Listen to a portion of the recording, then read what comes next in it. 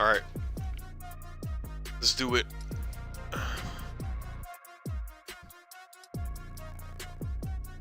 So, I am playtesting the same army as what I playtested yesterday with the Rakers and a bunch of custom spells, a lot of the colorless ones especially in here.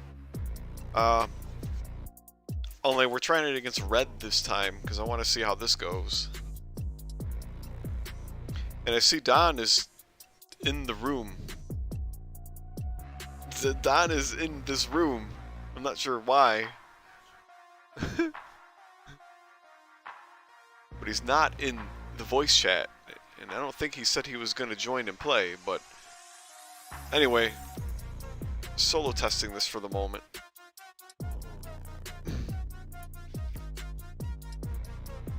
I might need to lower the music just a tad. Maybe it's fine. Where's the music? It'll probably be worth lowering it just a little bit.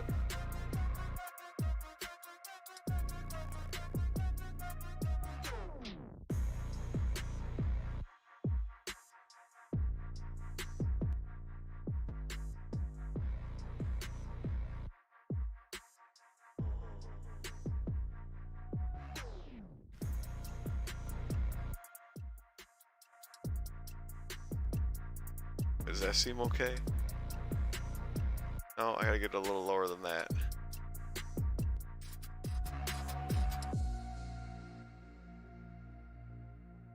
Alright, let's see how this sounds.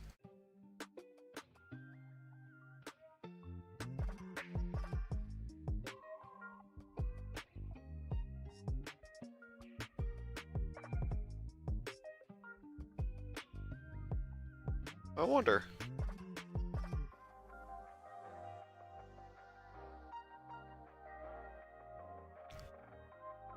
It's hard for me to tell. Yeah, this is coming through pretty quiet right now.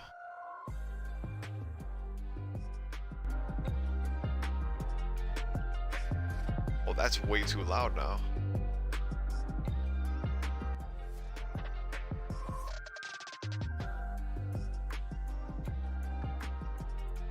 That seems okay.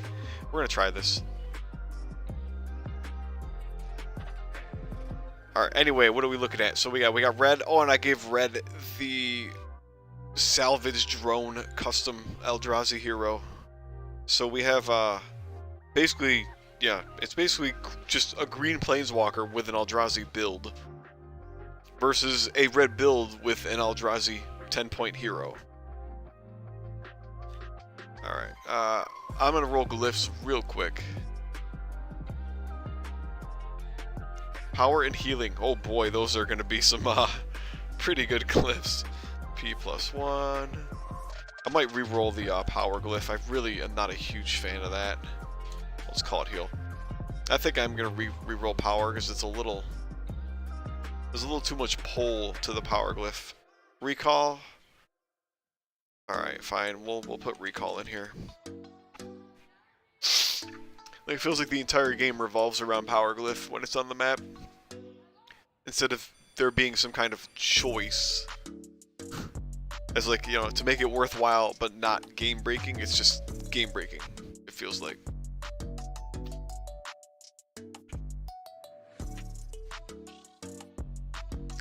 Initiative. We'll do Nissa first. Chandra wins then. Alright. What would red want to do? With the potential to go first, what would red want to do? We got the squad heavy build. See, the issue is we got the Ruiner. Ruiner is going to demand a lot of attention.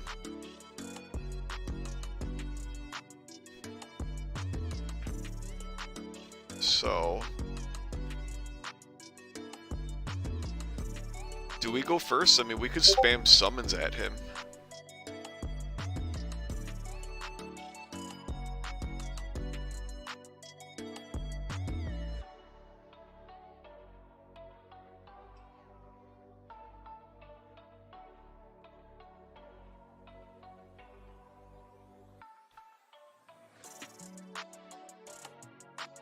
Uh-oh. What is Arcanus doing still? He's still awake right now. Dude. Yo, friggin' England, friggin' in Britain time, isn't it like 2 a.m.?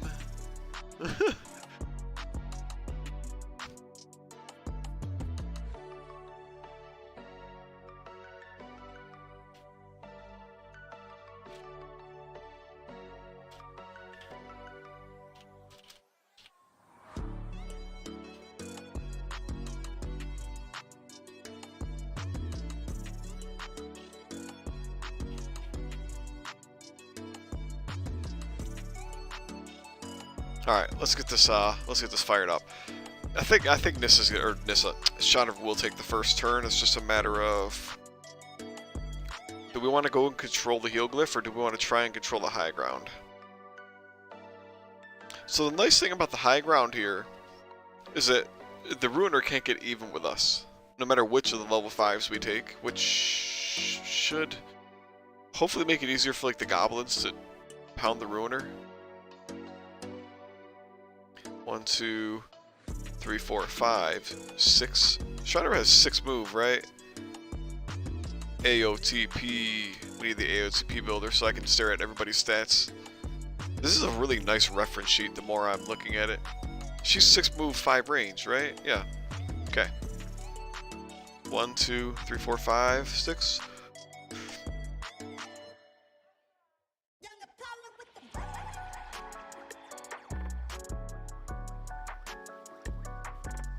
Recall would be nice, especially because we're running Twin Flame, which I kind of... There's a lot of parts of me that feel like Twin Flame just needs to be removed from the game for sake of like balance, because it's just really dumb. Like, I feel like that card would still be a little bit too good even at like 30 or 40 points. It's just so game warping. But that's a discussion for another time. But yeah, Recall Twin Flame would be pretty good.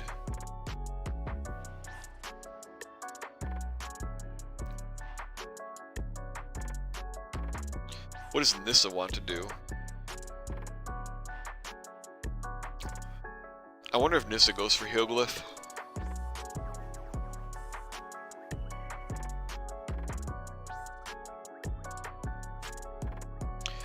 One, 2, 3, 4, 5, 6. I mean, we could. 1, 2, 3, 4, 5, 6, 7. We could emerge the Rakers and then send Nissa to the top.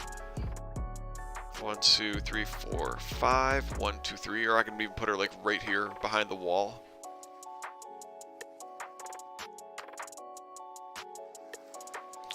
Would I want Recall? I mean, because we could send the Rakers in first thing as like shock troops to be like, let's just try and get a tap on Chandra, right?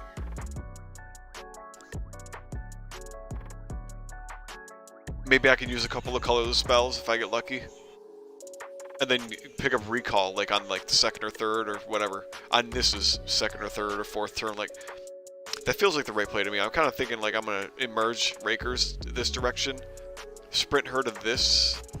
Then we go 1, 2, 3, 4, 5. And I could get Recall. 1, 2, 3, 4, 5. 1, 2. 1, 2, 3, 4. And then I can sprint up here. Yeah. So we're probably going to send Nissa out this way on the first turn, but put the Rakers like on the road and probably take the 2nd turn of the game with the Rakers. Alright. So Chandra's going first. Let's find AOTP 4. Deal. Nissa's going 2nd. AOTP 4. Alright. Circle of Flame, Senseless Rage, Chandra's Fury. Chandra's Fury is a good one. That's a good early card to get. I don't think this green deck has... It does not have Primeval Light, so this makes Chandra's Fury really freaking good.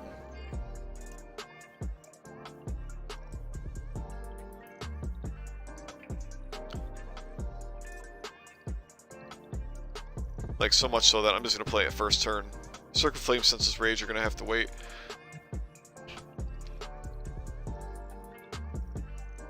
I need to pull up.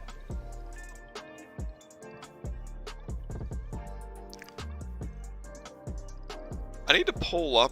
I haven't played with the 10-point hero in so long. I feel like I don't remember. He's 2 life, 2 power, 2 toughness, right? Blight Herder, or not Blight Herder. It's salvage drone. Yeah, so 2, 6 move, 2/2. Yeah, we haven't confirmed this. This is just like a kind of a random.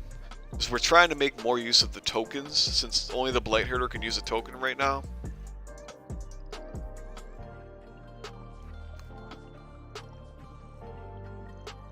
His only ability, quote unquote, officially, is going to be this one. Which is, this is generally just like, it's kind of funny, it's called Salvage Drone, but we generally want him to be like, your Planeswalker is dead, and since you may have a couple cards in your hand, this just gives you something to do. Salvage, you salvage, it's trash. Your cards in your hand are trash once your Planeswalker is dead, so this is like a, this is like a way to find a use with those cards, even if it's really minor. I could see potentially knocking this guy up to, or this ability up to giving +2 power for the turn, considering this guy only has 2 power to begin with. +2 power for discarding a card is like, that might be too good for a 10-point figure though. Yeah, no, I don't want to discuss that right now. I'm in the middle of a game, but for a 10-point figure, I think discarding for +1 power is plenty. So Chandra's going first. We're just gonna go 1, 2, 3, 4, 5, 6. Yeah, this is right. It's kind of a bummer how much this little wall here actually like prevents, like my summoning range is like only like in this corner right now. I wonder. 1, 2, 3. See, I want the road though. Hang on. 1, 2, 3, 4, 5. Yeah, 6. I'd like to have the road, but 1, 2, 3, 4, 5, 6. If I go here, could I get to the 5? 1, 2, 3, 4, 5, 6. I could. Maybe that's the way to do it. 1, 2, 3, 4, 5, 6. So that way I can actually summon. 1, 2, 3, 4, 5. Like I could summon up here. This would be good. I have access to actually see and summon there. I guess assuming she could see the top of these spaces, but I feel like she could. Like it's only level 4 and level 5 to her level 2. That shouldn't be that much higher. That's interesting. I gotta get used to summoning by, do I have clear sight? Whew. Do I have clear sight to the space instead?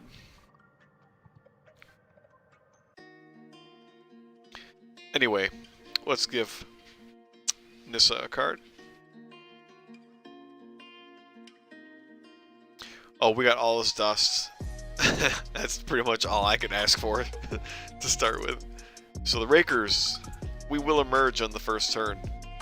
1, 2, 3, 4, 5, 6, 7. That's useful. 1, 2, 3, 4, 5, 6, 7. 2, 3, 4. So we do open it up to a haste attack from the cats. But it's probably better that haste is used on the Rakers instead of the Planeswalker, right? Potentially. Or do we back them up 1 space? Or at least these 2 up 1 space, so that way, right, they can only get an even haste attack right here. Put this guy on the road too. Yeah, that's probably the way to go. 4, 5, 6, 7. Alright. Oh, we have Leaf Arrow? That's good. That's going to be useful. What was in the red deck? This is just like a standard, yeah, Chandra squad, so I don't think I have anything to worry about. So this is like plus power, true damage, plus power, true damage, plus power, true damage, free move and attack, re-rolling attacks, plus power, a little bit of everything there, and then, yeah, Twin Flame, which is busted. So I could pretty easily just do Leaf Arrow first turn. Oh man, first turn, huh? 1, 2, 3, 4, 5, 1, 2, 5, 6, 7. Yeah, can't shoot her. Oh, we got Nissa's Renewal.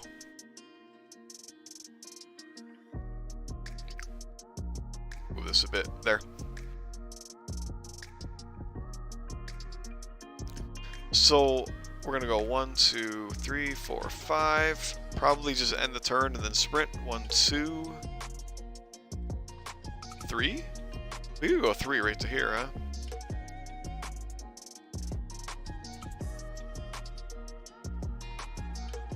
Yeah, at least we have a shot on that level 5 spot if we really want to. But we can easily get to the heal or the recall glyph in one turn. Like we can 1, 2, 3. We can literally take recall glyph and then sprint onto the heal glyph. 1, 2, 3. That is ridiculous. Having glyphs really close like this actually is really helpful for green with the sprint on Nissa and the elves. That's really something else to consider here. But I think that's all for green this turn. Yeah, we got Grave Birthing. Grave Birthing is what? It's a friendly Eldrazi figure. Okay. So we'll go to Chandra. Pyroclasm.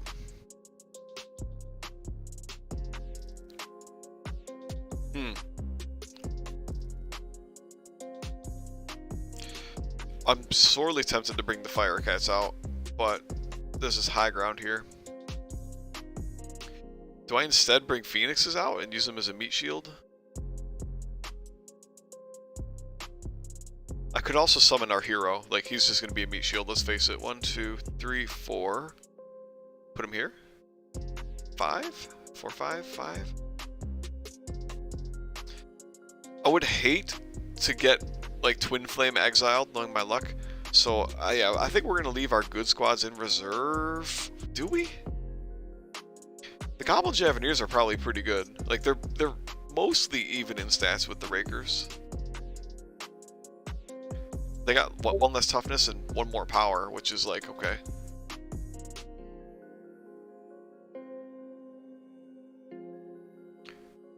Chandra's got the +1 power while not engaged. Yeah, that's the thing, like, as long as, alright, let's see, can I completely block their chances of getting to Chandra?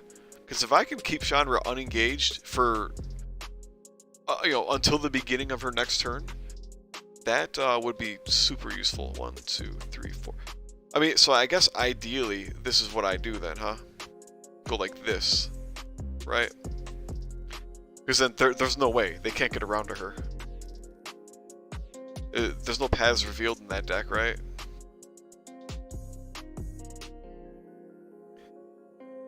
There's no bonus move at all in this deck, huh?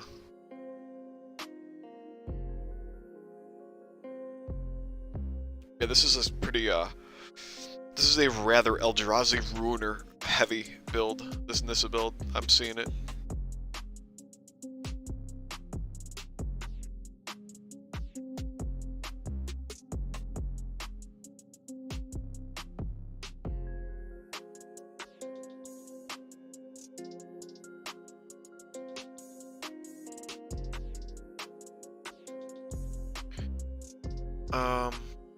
Right, because they can't get the row bonus, like they're walking straight into my own figures.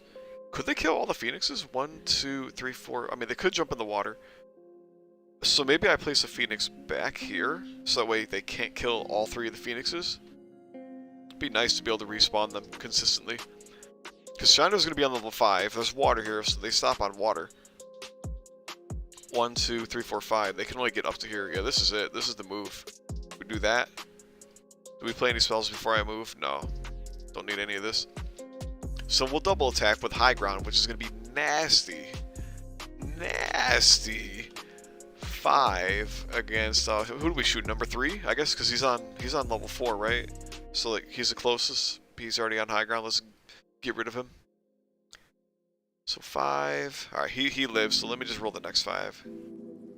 Oh, I think he's dead after that. Alright, so we're going to block 2 first with 3. He takes 1 damage. Does he die automatically from 5? He does, right? Even if he rolls 3 shields, he's taking 2 and dying. Yeah. So Chandra gets a very easy first kill thanks to frickin' Chandra's Fury in hand and her immediate high ground.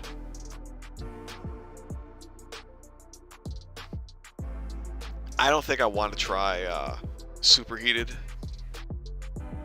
I'd rather not superheat any of these.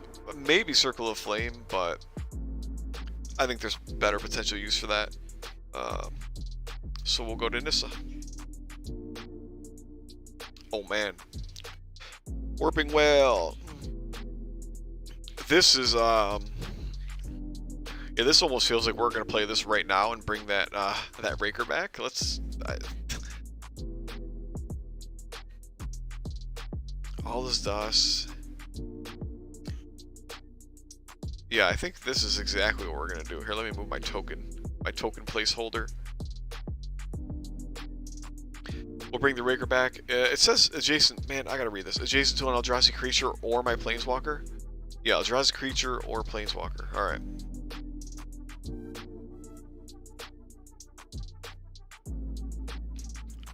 I could literally just put him back right where he died, or I could put him up here. 1, 2, 3, 4. It doesn't really change anything.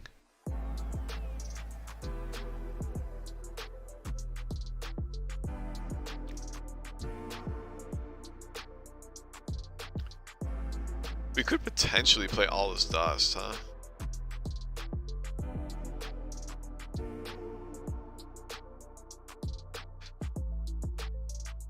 Ah, so target non-colorless creatures, which means we can't use that on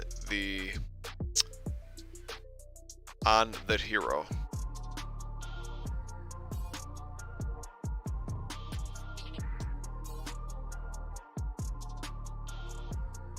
One, 2, 3, 4, 5. Do I really try and take the long way around? I'd hate to give up the attacks. 1, 2, 3, 4, 5. Let's say I take this one. 1, 2, 3, 4, 5. And then the other two should be able to attack, right? 1, 2, 3, 4. 1, 2, 3, 4, 5. Yeah, this actually seems kind of decent. I wonder, do I try and remove the hero? Or do I try and remove a Phoenix?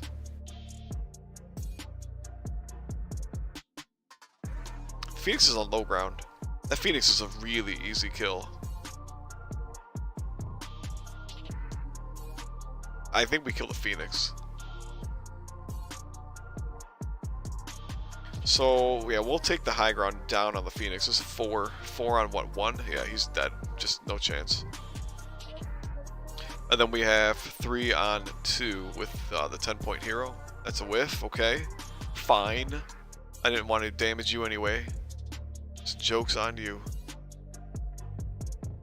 All this dust, this is renewal. Yeah, can't do much of these. So I think on that note we can end. Let's let Chandra go. Oh, we got Stoke the Flames. Feels like a card I should just play.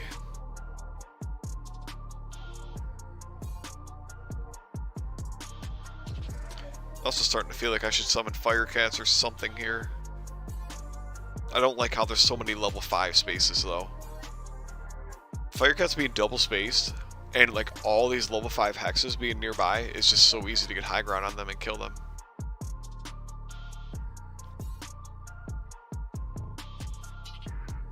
Oh, I could summon the goblins actually. I could summon the goblins in the level 5 spaces to prevent that. Yeah, like I think this turn we probably do. Alright, so before we summon, we want to soak the flames so we at least get haste, Stoke the Flames buffed on the haste attacks, right? And I think we're going to summon both of these squads so we can, yoink, yoink, and here? Or over here? Because I can put a Firecat here, which I kind of want to. Or, can I put a Firecat next to Nissa? 1, 2, 3, 4, 5, 6. I could. But I could put one Firecat here, one Firecat here, and then the last Firecat by Nissa, which feels pretty good. Maybe we'll put this Javelineer out here as well, like on level 2.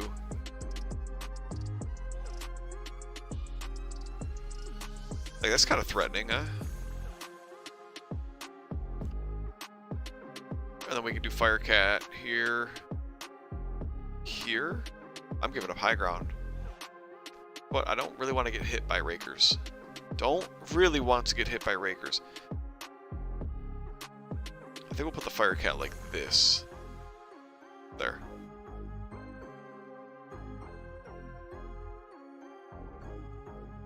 And now who do we haste? So the Firecat by Nissa would not get Soak the Flames. So yeah, I kind of feel like I want one of these guys. So I try and kill the guy on the high ground, right here. You know, I could potentially superheat him with Circle of Flame. I kind of want to remove him because I don't want high ground attack on my kitty.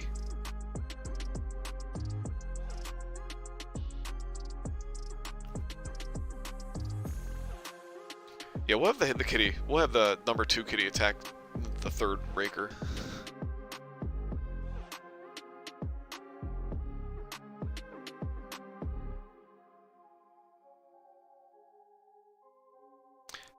Do I still attack him with Chandra? I would really like to use my height attacks on these guys. I'd rather take the height.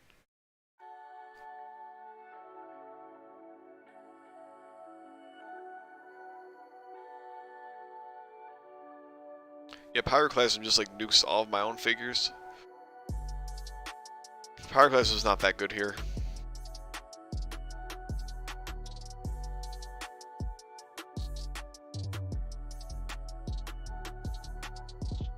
Do I attack number 2? There's an open space here by Chandra.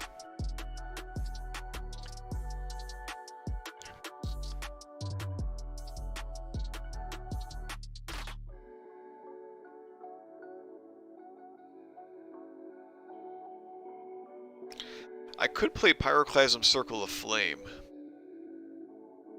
I would just have to reconsider my summons.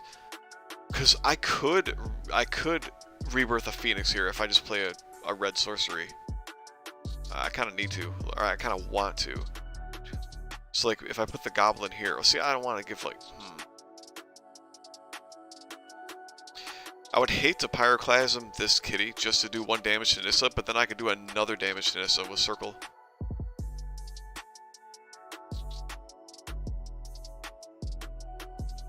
Maxwell, a Dragon Slayer. I didn't know people played this.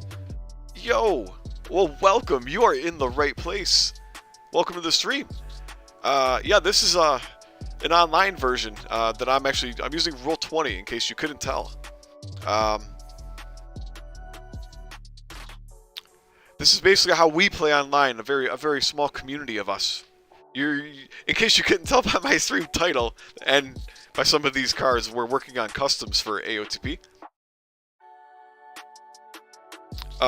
Hey Maxwell, while you're here, you should be able to find a couple of Discords and I think a Reddit link as well for our AOTP related Discords and Reddit.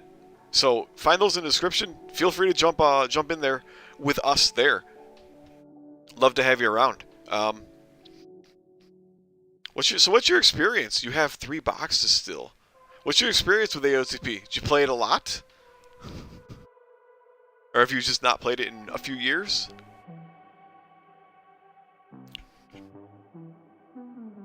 I'm forgetting my turn. I think this is the plan, though.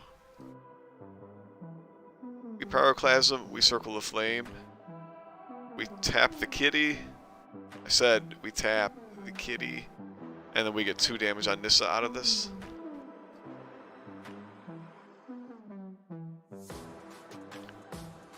So that's all 3 spells for the turn. Alright, so now we bring a Phoenix back. Alright, we're going to shoot this Raker number 2. I think I still don't like the Raker. So we got 5.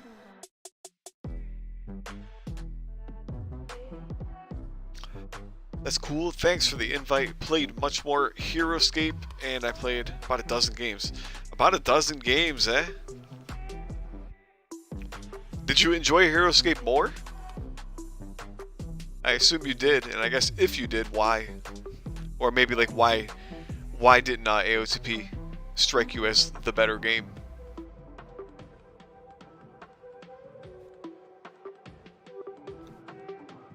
Where was I going? I'm shooting Raker number 2 with 5 dice. Let's do it. Versus 3. We'll do 5 on 3 again. There we go. There we go. Yeah, he's the dead man.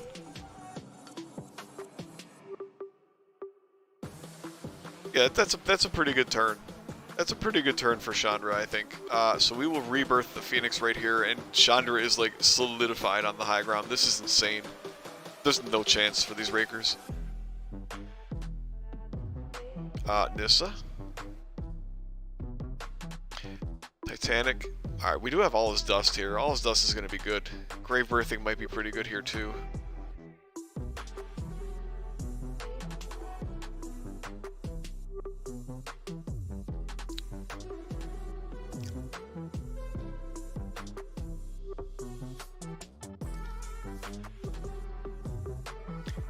Heroescape is much more appealing. Deck building puts such a drag on AOTP's startup. Heroescape, you round up. Oh wait, sorry. You just roll round robin units cards and start play. Okay, I can see that. Yep. That's actually a good point that I haven't considered, but I definitely feel that sometimes, where it's like I really hate trying to come up with a deck to use. Roll20 kind of reduces that pain because like you can just save, like you can see I have all these 12 card decks. So it's like I can build a deck once and then it's always there and I can like just click show and it pulls up the deck really easily. But yeah, especially IRL, even sometimes with Roll20, I'm just like, man, like I hate trying to do all the math and like trying to make like a cohesive army and deck. So that makes a lot of sense. That's true. But on that note too, is Heroescape army building is kind of intimidating, considering Heroescape has a lot more units, and that you can mix and match like everything in Heroescape, which is cool. But can be can give new people decision what is it, decision paralysis? Is that what I'm thinking of? Where it's like if you show them, like yeah, if you procure a like a set of like 20 cards. If you pre-game it and say, a set of 20 cards that like they're all kind of cohesive or reasonably cohesive and balanced, then yeah. But man, like you give a new player like the stack of all official Heroescape cards, that's a nightmare. At least someone, for certain people who are like dead serious about trying to win and all that,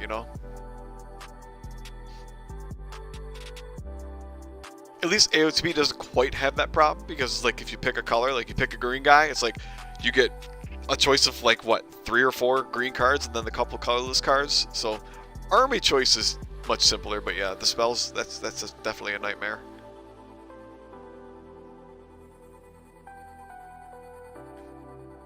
So Maxwell, are you on the Heroescape online forum? What is it, the heroescape.com? Or on the Heroescape Discord by any chance? Maxwell, a Dragon Slayer. The name doesn't ring a bell to me.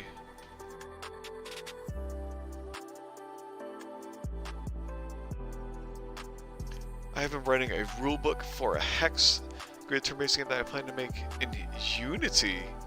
Ooh. Wow, okay. That's gonna take some skill. Oh, you are. Is that your name? Is this your tag in the Heroescape forum / Discord as well? Is it something like Maxwell Dragon Slayer? And speaking of a Hex grid turn-based game, oh, not active. Gotcha. Speaking of a Hex turn-based game, are you familiar with Warmonium? Warmonium is basically, it's not entirely, but it's, I would say, Dragon Slayer. It's basically Heroescape turned into a video game. Like, you can create a map, like, all the same way. It's hex-based. Just without the Heroescape units. Like, they're similar, like, move and attack and abilities, but it's not Heroescape lore for copyright reasons, I'm sure. But Warmonium is pretty dope. It's still, I think it's in, like, a early access / beta, though. I don't think it's officially released. I'm not Ramonia. Yeah, give it a look. It's I forget the price tag on it. I want to say there was a recent Steam sale where it was like $5, but I think like the regular early access price is maybe 10 or 20. But yeah, I would say for most Heroescape players, like yeah, if you're looking for like the digital version, there's a skirmish mode in that where you can go against AI, and I think. Yeah, the PvP servers are working as far as last I remember. So like you can play against a bot, which is their bots are pretty decent, I would say, like the AI.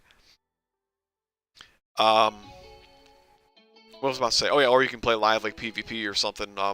Like you can make a server and just leave an open room and people can jump in freely. It's pretty cool.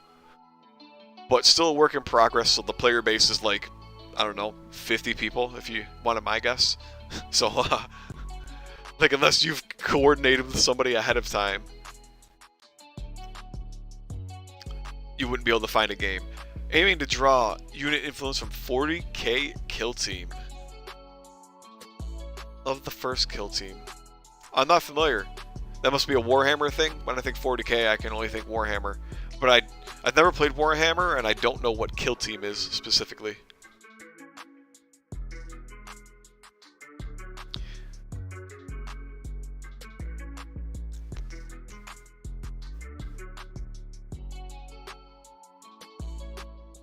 So what is kill team then? What do the units look like in kill team?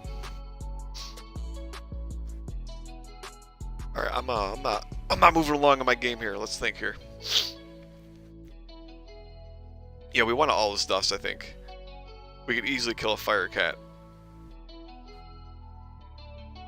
I'm kind of terrified of leaving Nissa next to this fire cat, but I might have to.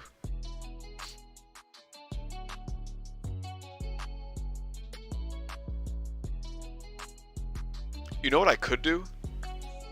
I could Grave Birthing, place the token next to this fire cat, and then all this dust, kill this fire cat and kill one other fire cat. That is 100% the play, right? This is any Eldrazi creature, at least one Eldrazi creature I control. Yeah, and that's what this token will be. Okay.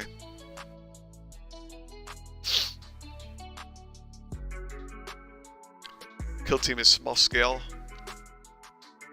Army with tanks and big knights. That is one thing I've never been impressed with as far as Warhammer goes. Yeah, so like you got just like tons of dudes with like vehicles and crap, and you're rolling, don't you roll like, you know, 20, 30 dice at a time? I appreciate that you roll that many dice, because then it means like, compared to like HeroScape and AOTP, like the whole like, if you roll 5 dice and like all 5 of them are hits, like it's massive damage. Whereas like if you roll 20 dice, like you're not likely to go anywhere past like what is it, like 5 to 15 hits or whatever their equivalent of a hit is. It's like when you're rolling tons and tons of dice, it's like you're very much more likely to stick to whatever your average is, especially. Where, yeah, these games like this and HeroScape are far swingier because 1 or 2 hits makes a much bigger difference in these games. Or at least I get that impression, I should say. Again, I haven't played Warhammer. I've watched a couple of like videos just to see what it's like. That was just my impression of the game, and maybe I have it wrong. I don't know.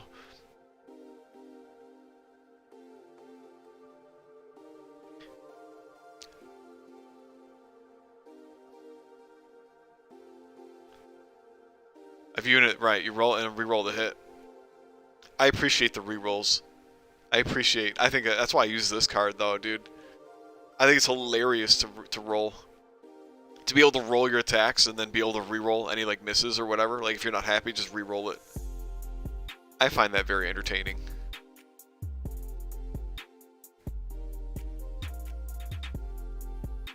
Dragon Slayer, dude. You gotta join us in the Discord. You have any interest in playing AOTP online or tournaments, that kind of thing? Because we will soon, TM, do some kind of tournament and probably give away some of these customs that we're coming out with. Reroll makes everything twice as good. But yeah, if you're interested in playing this online, let me know. Jump in or even like I said, jump in the Discord. I can teach you how to play.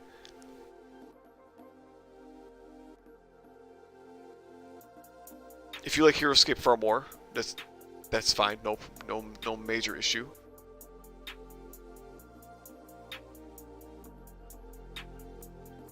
I think a lot of people tend to like HeroScape. I'm a little confused.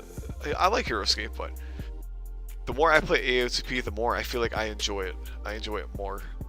I've become quite invested now too. It's really interesting. So, Grave Birthing. I guess we'll get rid of Circle of Flame.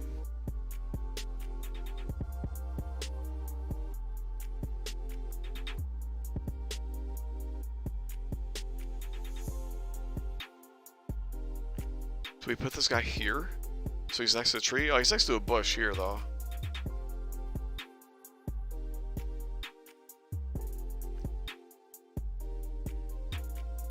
So we want all this dust now. We want the all is dust.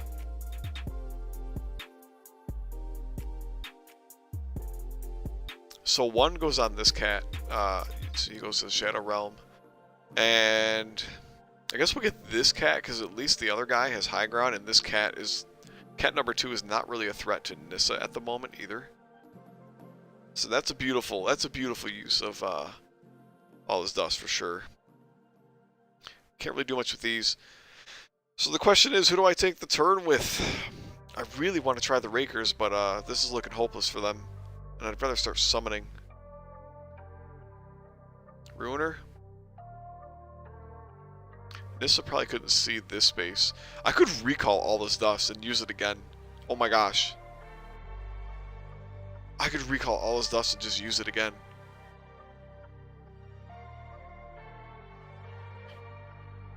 Thanks for the invite.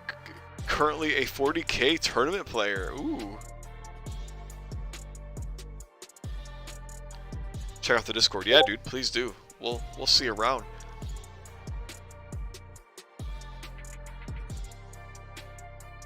Yeah, my local game store has a bunch of 40k players. Like, I would say at least half the time that I end up going there, which is not super often. It's like 3-4 times a year on a good year. But there's a lot of people painting their Warhammer 40k figures. It's pretty impressive. One more reason why I don't like 40k though, yeah, it's just I'm not painting. I am not a big fan of painting. I don't have the skill, and I would just prefer to use my time for other things. But yeah, that's definitely some kind of dedication for sure. And they do look cool when people like sync up like the colors for their armies and shit. It's pretty cool.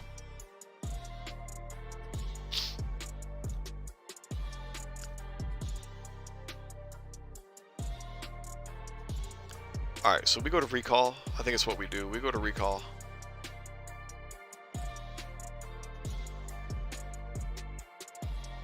Actually painting units for a tournament? Oh my gosh. Oh my gosh. That's fun. That's what I want to do. I want to see some more AOTP tournaments. Like, once we release these customs, I think it's going to be like one of my first things on my agenda is spread the word, hold an online tournament, and give out, like, I'm probably going to buy 2 copies or maybe just 1 copy and give away my copy.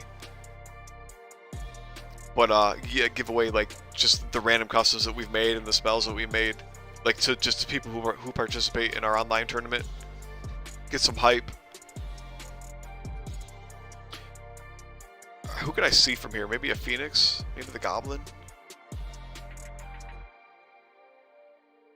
Do you go to like That's why I would develop a digital game for easy pickup and target multiplayer competitive. See, I wonder... I love that idea too.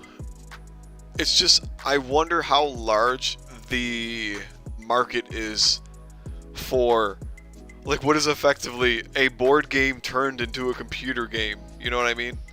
Like, if you make a hex-based game, it's like, in my mind, I think most people who are interested in like those tabletop like hex games or even like your Warhammer and that kind of stuff, like you'd think they're probably at least partially into that hobby because they can like meet people in real life and go to like their local game store and just, you know, see their friends play games with their friends, right?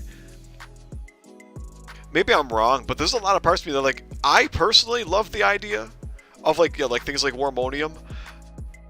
But it seems like it might be hard for stuff like that to gain traction because it seems like even more niche, you know, like the market seems even tighter for that versus just like your standard tabletop game. It's a tough mix, I think.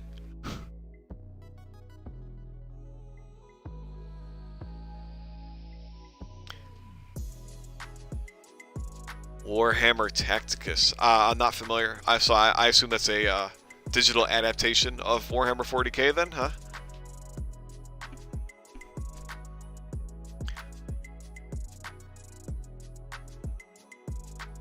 We can shoot a Phoenix. Alright, so we're gonna recall.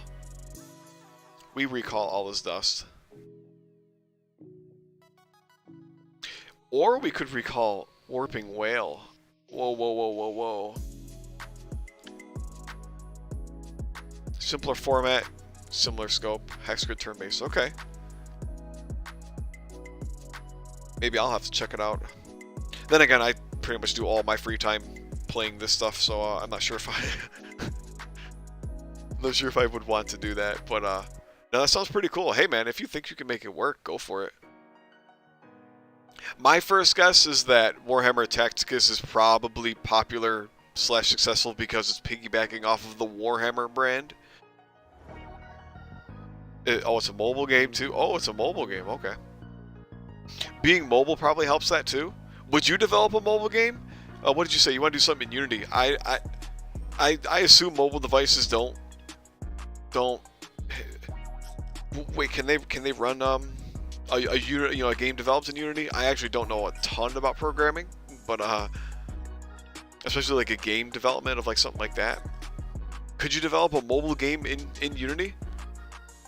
Is it just like it just comes down to like how you what am I thinking of? Not compress the game, but like when you finish writing the code and release it. I can't think of the name.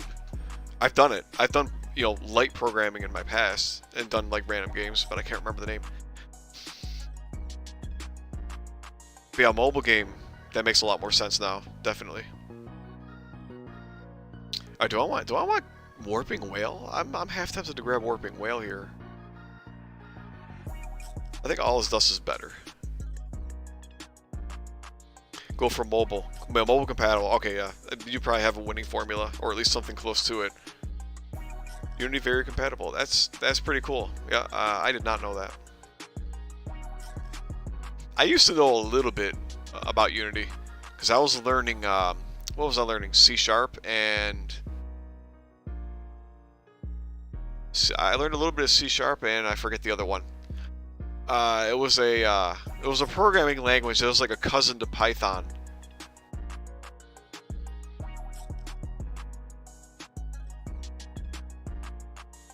All This Dust is better when you tap 7 for it.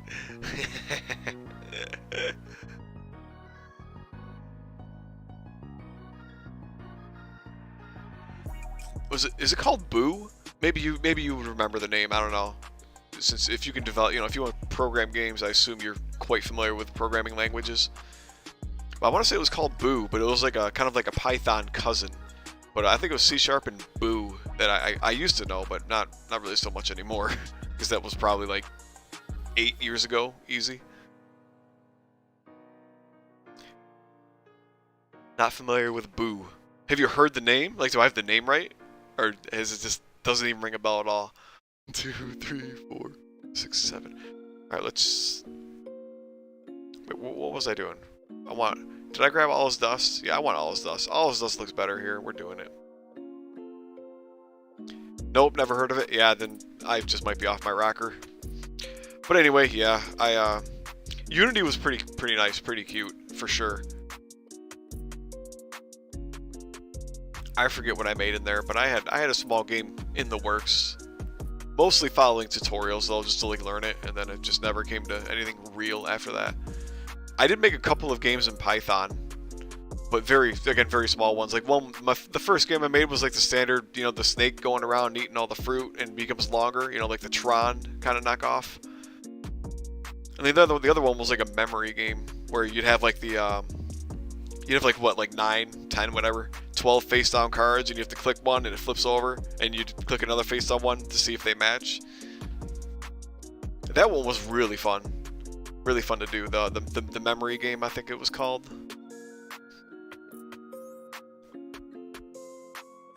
What am I doing though? 1, 2. I have Leaf Arrow. I gotta remember I have Leaf Arrow. 1, 2, 3, 4, 5, 6, 7. Probably should shoot Phoenix number 3. Let's shoot 4 against 2. Where's my chat at? I'm not even paying attention. Super Dad.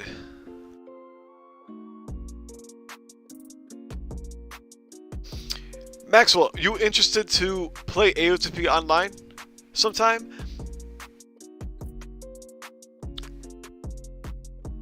First thing I made was when Flappy Bird was popular. We learned how function encoded it.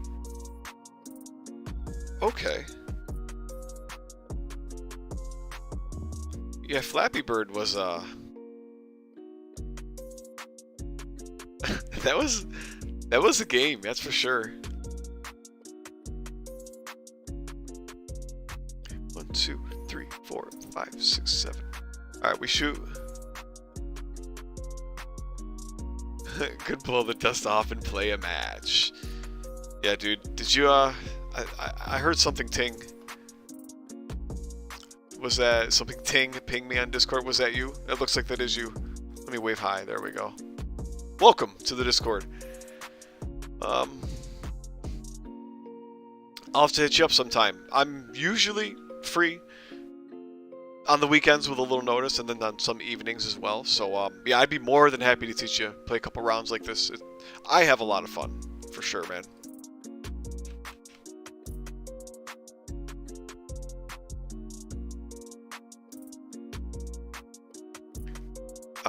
We move on to the Heelglyph with sprint, I think. Oh wait, no, we don't sprint. We gotta all this dust. We gotta all this dust, of course. Again. Alright. Maybe I kill a goblin. I think killing a goblin feels like the right move. Since that takes all three of the damage from all this dust anyway. And then we sprint over to heal.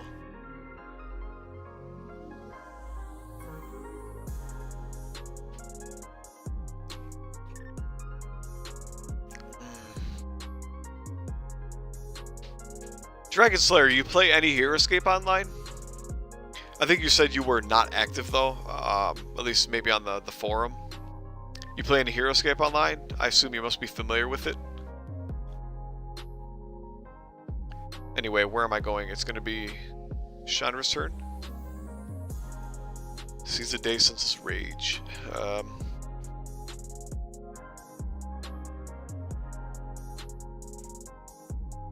mean, Nissa. Chandra's still in a pretty good spot.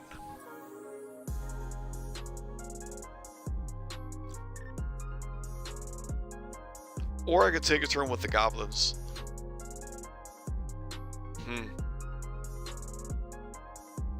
Nah, goblins don't seem as good right now. Chandra still seems really good.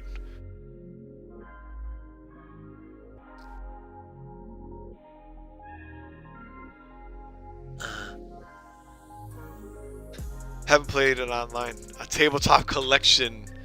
Oh yeah? What are some of your favorite games? Like, would you even consider AOTP, Heroescape, Warhammer, like, amongst your favorite games, or what?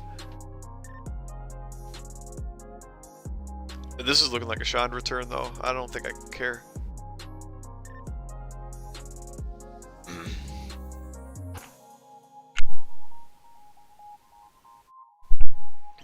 Ugh. Friend group breaks it out every now and then. Okay.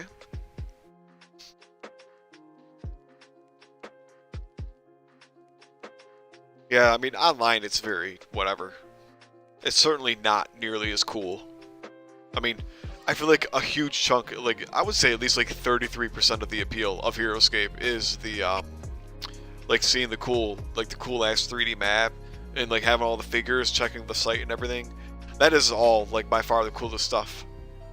Heroescape holds a special place for nostalgia.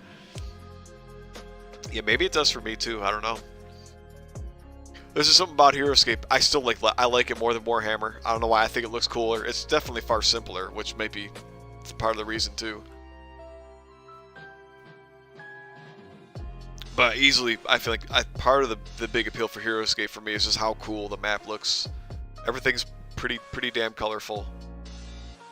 It's pretty easy to teach the game to people, I think.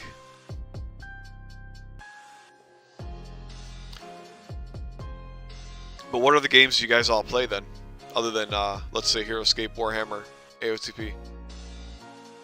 All right, Chandra, we gotta attack this fool. Let's get the 5-on-3 going on this raker. Well, that's no good. Oh no. Okay, So that happened. We literally just did absolutely nothing with Shiner's turn. We basically just skipped turn, other than drawing a card. It's not good. Ooh, Groundswell. Oh, we got to heal one from Nissa, let's not forget. Nissa could summon. We can either summon or we can attack with Rakers. I like the idea of attacking with Rakers. Let's do 4. Wait, we should probably try and attack Chandra, huh? Let's try and get lucky with an exile here. So 4 against the Firecat's 4. Oh, that could be a kill. Not quite.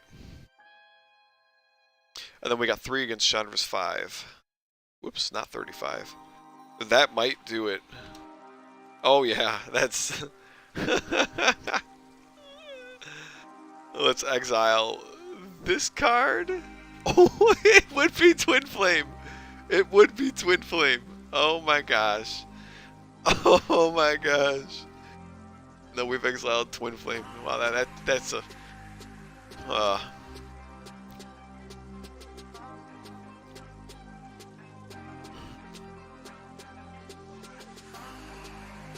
Taught my kids. Oh, that's fun. D&D every week. Oh. Currently, majority 40K.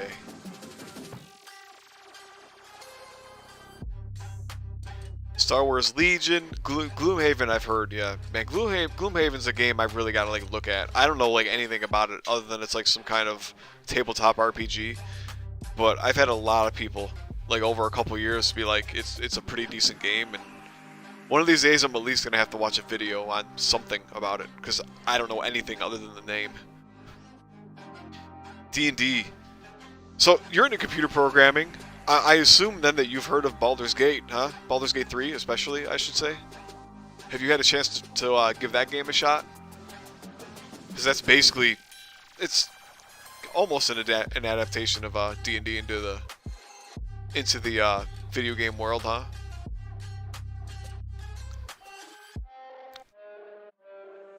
Baldur's Gate 3 is amazing. I love it. I played through it basically 2 times. I didn't quite beat it the second time. I unfortunately did lose gas, but still a really fun game. Just really time consuming. Game of the year, yeah, dude. Yeah, I've gone on to like Reddits and stuff and raged. People are like, "Oh, which one's gonna win Game of the Year?" And it's like, why are you even posting this? It's like Baldur's Gate, and then there's like Mario Wonder or shit. What's the crappy Bethesda game that came out that no one liked? Starfield. It's like, I'll just put it in the Reddit. I'm like, why are we even doing this? It's like, it's Baldur's Gate 3 by a landslide, and then I get downvoted. Frankly, I don't know how, but.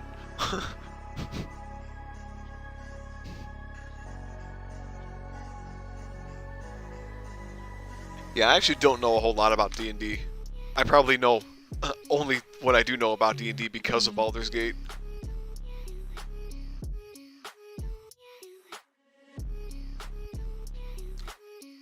So Dragon Slayer, did you beat Baldur's Gate? I assume you have, at least once. And also, what was your favorite, what am I thinking, like, class? Like, what class did you play, or did you, like, make someone a specific class or build that you really enjoyed? I gotta hear what you did. Meanwhile, I need to get on to my turn, because whose turn is it? We just exiled. It's still Nissa's turn. Yeah, we're not gonna do anything else, so it'll be Chandra's turn.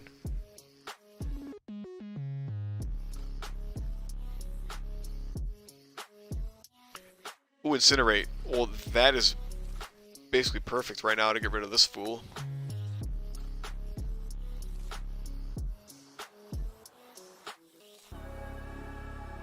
Downvoted by Bethesda's development team.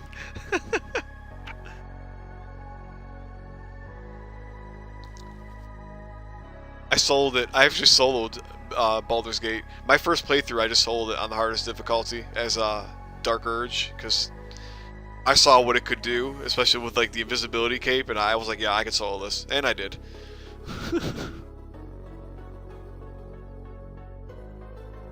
But I decided to become the what is it? The Flayer, the tentacle freak. I ate the super squid thing at the end, I really enjoyed that when I became the Mind Flayer. In that last stretch of the game, dude, that was so much fun to me. You get to use you get to spam all of the tentacle powers. Oh, dude.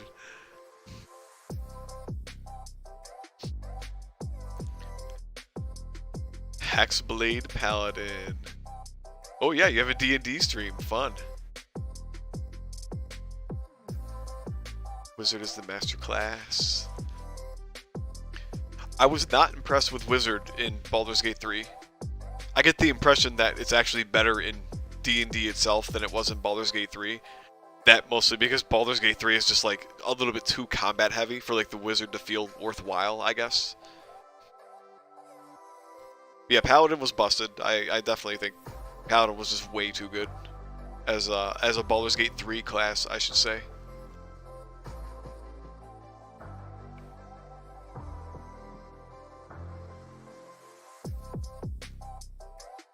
Twitch at the favored few.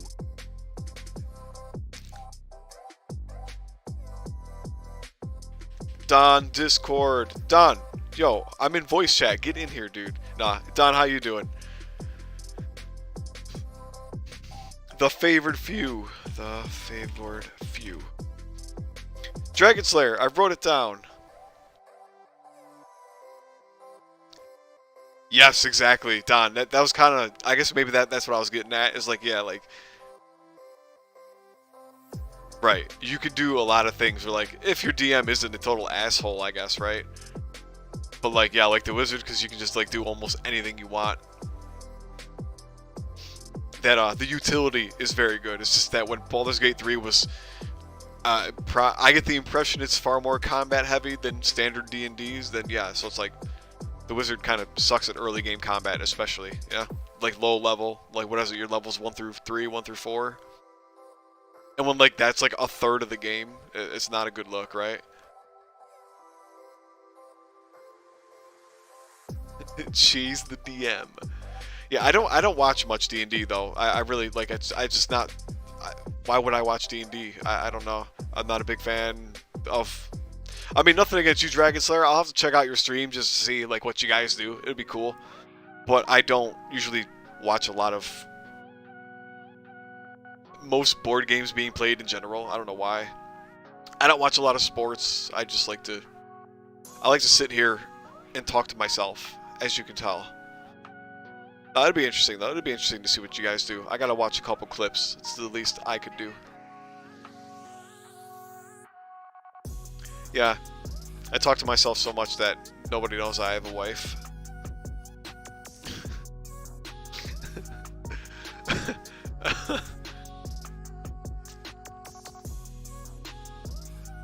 Anyway.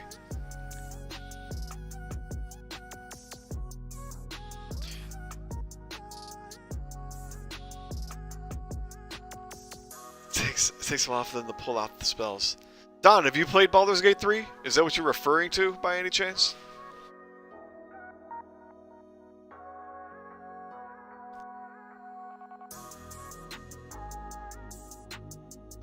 No, I keep forgetting. I'm paying so much attention to chat that I keep forgetting where I am. Oh, it's straight up tabletop. Okay, okay.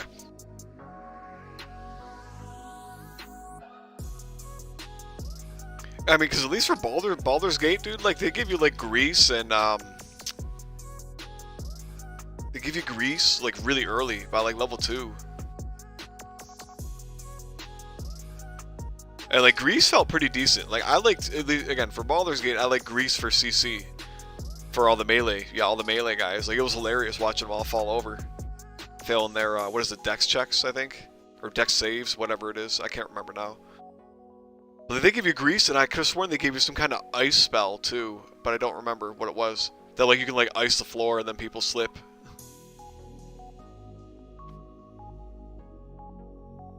Yeah, Grease's wizard spell. Yeah, that's what I meant, though. To be like, yeah, that the wizard can, like, really...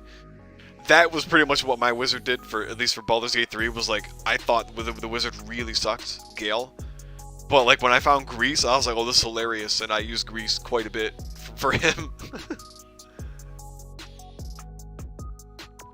stream every Thursday, taking off Thursday for Thanksgiving. Yeah, absolutely, that's understandable. I should be able to watch some of your old clips though, right? Like, doesn't Twitch at least hold on to your clips for like or your streams for some time, if not forever? I can easily find something, an old one. Or I'll have to catch you live sometime and just say hi, that would be cool too.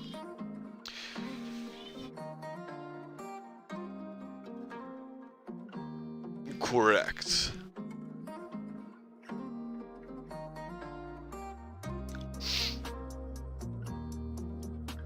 Alright, so this is Chandra's turn. Of course it is. We drew Incinerate. I've completely lost track of the game. What does Chandra do? I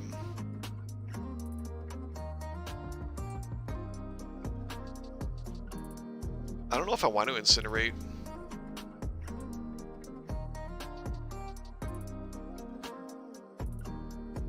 I don't... Like, where's my fire breathing and my power of fire? Like, where's my power buffs? I'm not getting them. Oh wait, I have Soak the Flames. Wait, I have Soak the Flames. I should probably make use of some of these squads. Like, yo, we can get goblins with a 5 power in here.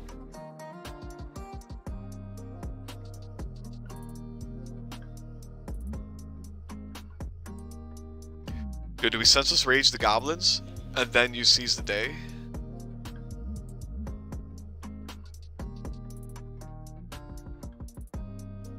There's only 2 goblins left. This doesn't feel that good. Alright, I gotta read goblin skills. Is it at the start of their turn? Choose a goblin you control. Target creature up to 6 clear sight spaces. Roll 20 sided die. Oh, use ability. Okay, so it's an activated ability. Huh.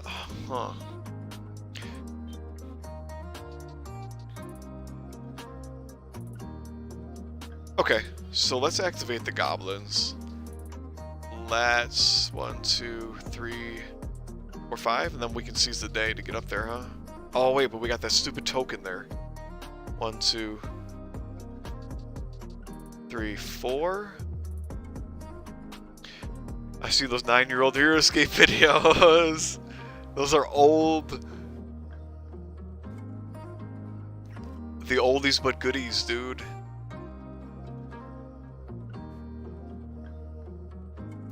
I haven't played Hero Escape in... I played with my wife, I think, within the last 6 to 9 months, I want to say. But yeah, dude, on my HeroSkippers.com, 7 years old.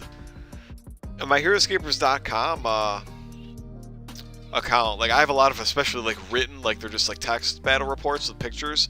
Like there's some more up-to-date stuff there. I definitely haven't made a Hero Escape video in a while, but I've had a couple of battle reports where like I'll just take a couple pictures and then, you know, write up a couple paragraphs worth of, you know, here's how the game went down. You know, here's what's happening in this picture. Yeah, my battle report on HeroEscape.com, especially my battle report thread, is like there's gotta be like 50 something battles in there to read through or watch.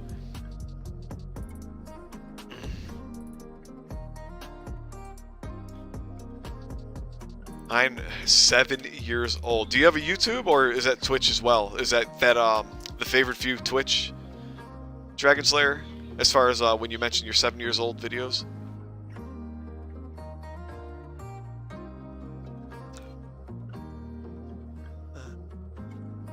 I'm a regular on the stream, hopelessly addicted to WOTC games. This account on YouTube. Okay, gotcha. I'll have to check it out. Wizard of the Coast. The company that does magic and I don't know. What? Yeah, and my mom. Yeah. 1, 2, 3, 4. All right, 1, 2, 3, 4. Let's do this. All right, we roll 5 against this poor Raker. Like, give me my chat. We got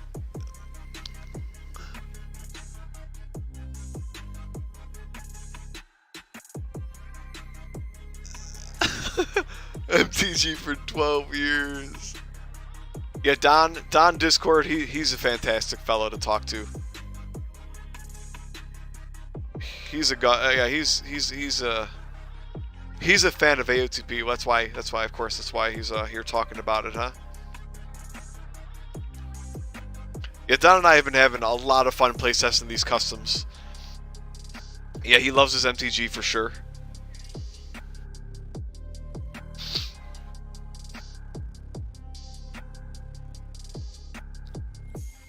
For 12 years. I couldn't even imagine. What's Innistrad RTR? I don't know. I know Innistrad. I don't know what RTR is, but y'all are talking. Enjoy. Alright, we're going to activate an ability. Because I want to see if I kill this guy, probably. So, roll it. 18? Is that 2 damage? I think that is. That would be perfect. 2 damage! Yes! Ah, return to Ravnica. Okay. So, Raker dies by 2 damage from activated ability. That is fantastic. We will seize the day now. We will send this guy over to smash Nissa. Oh, I didn't use Senseless Rage. I should have thought about that, but I can use it now if I get a shitty attack roll. I might keep that attack roll, though. Ooh, yeah, I don't think I want to reroll that. Let's just keep that damage. That's too beautiful.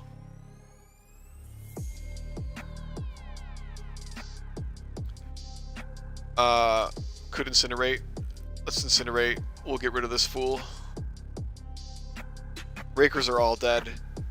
We get to respawn a Phoenix. Life is good. Red is in a powerful position. Oh my gosh. Alright, Nissa and Eldrazi.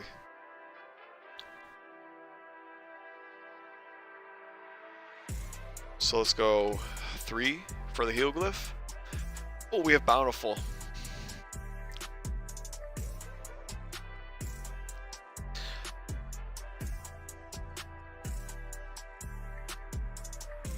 Another not fun competitive was when Tempered Steel Steam rolled me on turn 3 and I had to get good.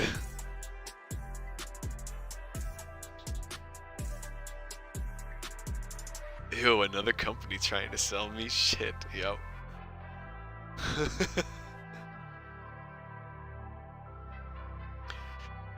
Dude, trading card games is just not something I can get into. The best limited of all time.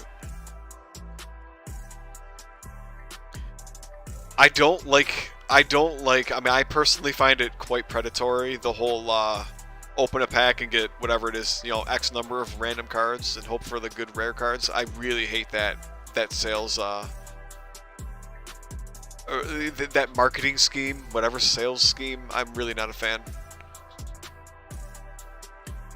Although, funny enough, I did like Yu-Gi-Oh! Way back in the day, but I cringe at it right now.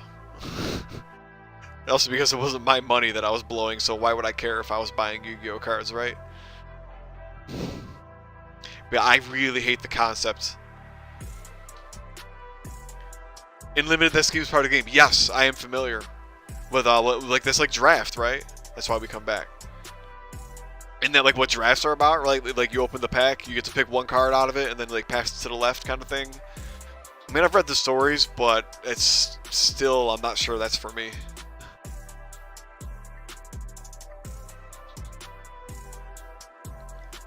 Yeah. It sounds interesting, but again, still not quite up my alley. But I can see the appeal for that part specifically. What I don't see the appeal to is, yeah, things like Yu-Gi-Oh! Or Pokemon, where it's like, you just buy packs and there's tons of random shit in there, and you probably don't get what you actually want.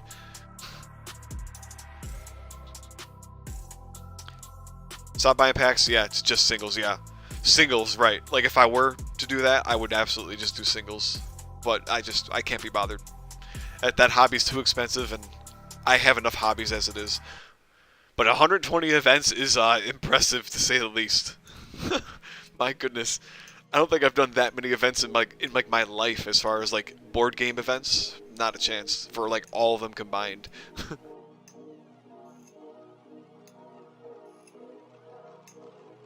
I play AOTP. Oh yeah, that's why I like Hero Skip and AOTP, because you know what you're getting when you buy it. There's no random. It's just you buy the set and you get exactly what you paid for. Nothing more, nothing less. March of the Machine. I know D-Dance is real into March of the Machine.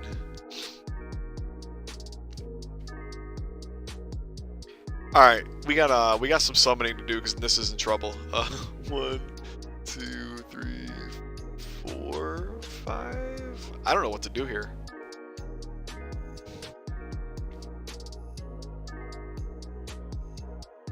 We gotta summon.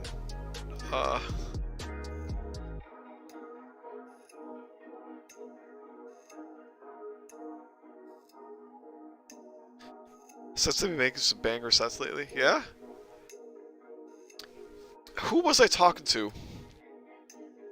There was a young kid I used to work with. He was younger. He was probably like 23, 24. He's been into Magic for a while now. Like I think he still went to like Friday Night Magic kind of thing. But he was telling me he was less impressed with some of the more recent sets. And like he said he liked the sets like from back like probably like 10 years ago, like when he was in high school. I've generally been under the impression that the more recent sets they weren't as good. Again, I don't play it, so what do I know? It's just like, you know, stuff I hear from people I know who play it.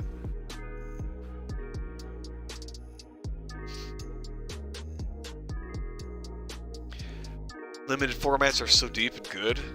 Really? Ooh.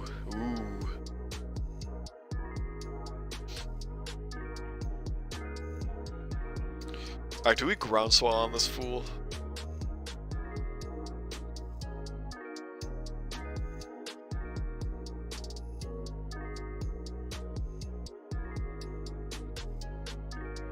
I don't like this guy. I want to groundswell him. This slightly feels like overkill, but I don't think I care. Groundswell, we move up. We'll roll 6 in his face. Do I kill Leaf Arrow? No, I don't kill Leaf Arrow. That's not worth. I'll just... Oh my god. I got hiccups or something. 2 damage. It's not enough for the kill.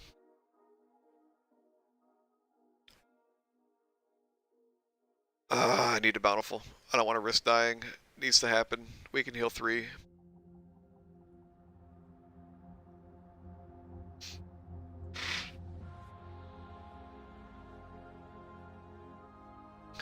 MTG Boomer. So wait, so for Dragon Slayer and Dawn, do you guys prefer to play... Oh wait, so you like Legacy, right? I think that's what you said. Let me look again. Or Limited, my bad, Limited. So, what's Limited format? Is that like 1v1? Or is that, I guess what I'm saying is, do you play like the 1v1 format, whatever that may be, or do you play like Commander? Sounds like it's really popular lately. So do you guys prefer Commander or whatever the 1v1? I assume 1v1 is Limited, but I don't know.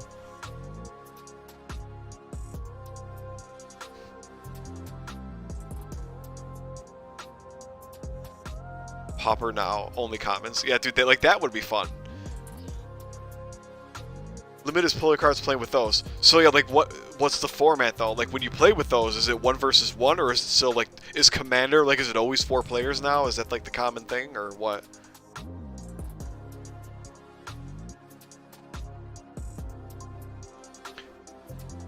Oh, Limited is 1v1, okay. Oh, all formats are 1v1 except Commander. Okay, okay.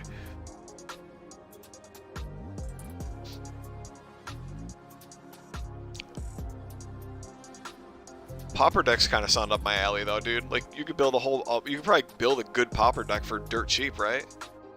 Like commons are probably 50 cents or less. So you build a deck of 60 cards for 30 bucks or cheaper. It's not bad. Probably far cheaper. Yeah.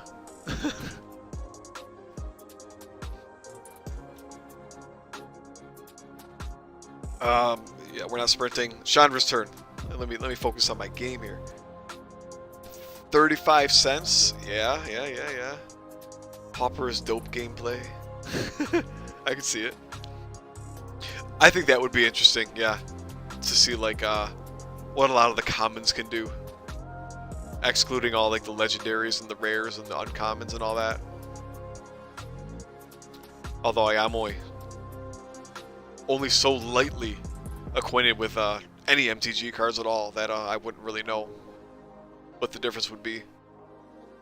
It's just how cheap it would be to get into would be my favorite part. Alright, we good. Is a super powerful format? Oh no. Of course it is. Stubborn resilience. Why is it so powerful, I guess? That's funny. Oh, yo, we could stubborn resilience on this this guy up here. No, wait, no, we can't. The other one's alive. We can stubborn resilience to Firecat. 1, 2, 3, 4, 5, 6, 7, 8, 9. We are 1 point short.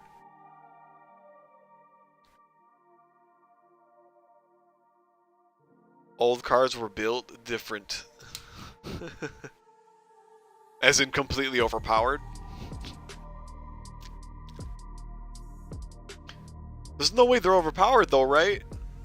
I always thought power creep was a thing. So like text becomes more like, you know, insane and all that. Like insane is in text, like abilities become longer and more complicated as time goes on. I guess I've how do I link? How do I link that old cards are built differently?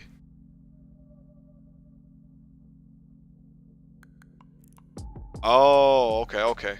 By rarity, okay. I see. That makes more sense.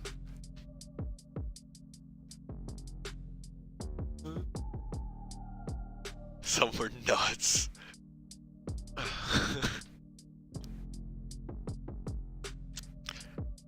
What do we do with these goblins? Do we send them in?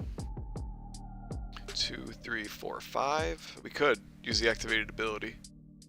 3, 4, 5. Why not?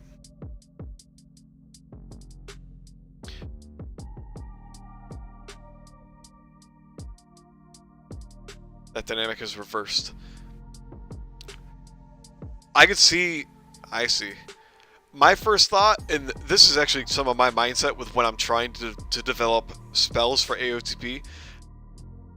Well, maybe it applies a little bit less to MTG because creatures are still cards.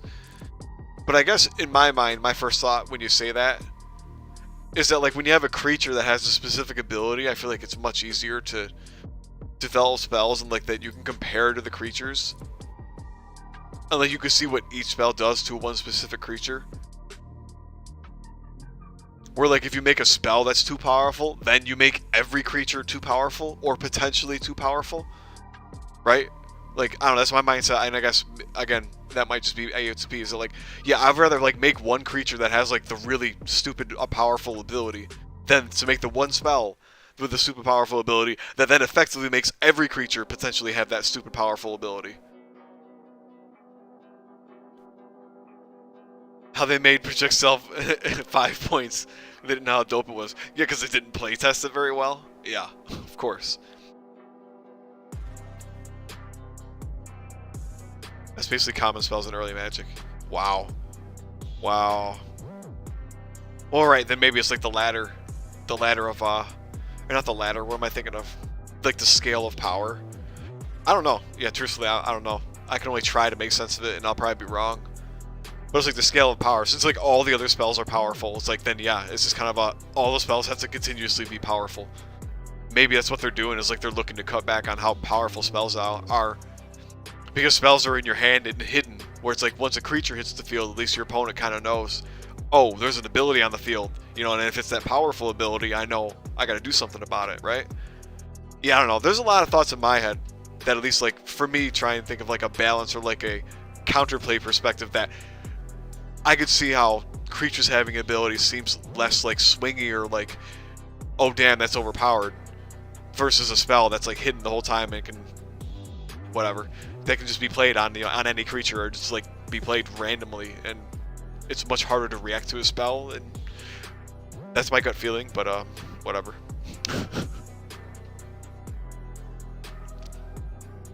And as I moved the Javelineer, we're gonna attack Nissa? I don't know, I kind of want to attack that Ruiner. That Ruiner's a threat. We're going to attack the Ruiner. Well, that's no good. We're going to use the activated ability on the Ruiner. Oh, that's 2 damage. Yo, I like the Javelineers. This is, when you get a hot D20, Javelineers are taking shits on everything. This is great.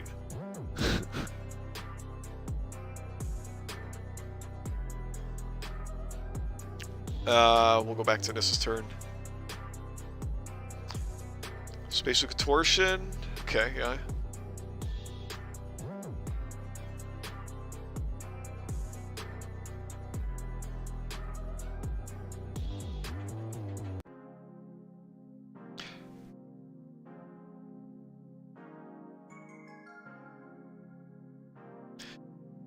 I do not look forward to the balancing section of game development. Points, costs, and abilities will be the most time consuming. Oh my gosh. Dude, it is unreal. Like, I think with HeroScape, like, their customs groups seem to have that under control. And there's a lot of parts of me that, like, I generally understand why the customs groups balance things the way they do. And I think it's easier for them to playtest that. But like when I come to AOTP and I try and playtest, I kind of bring up what I just said before with the MTG cards, where it's like every custom spell that like we make for like AOTP, especially like a colorless spell, which like we have, like colorless is gonna be like any planeswalker can add this spell to their deck. So it's like, how do you consider that like this can literally be used with every color creature with any planeswalker, like at any freaking time? You know what I mean? Like it's really, this is just nuts. To be like, you have to playtest not only new figures but new cards, which can affect all the old figures as well as all the new figures. And that we're making up like colorless spells were not a thing in AOTP officially, but that now that we're adding colorless spells is just like, yeah. I've been playtesting this set, our Zendikar Expedition set, for over a year, I think now. I think we've recently broken a year. And like, we're still going at it.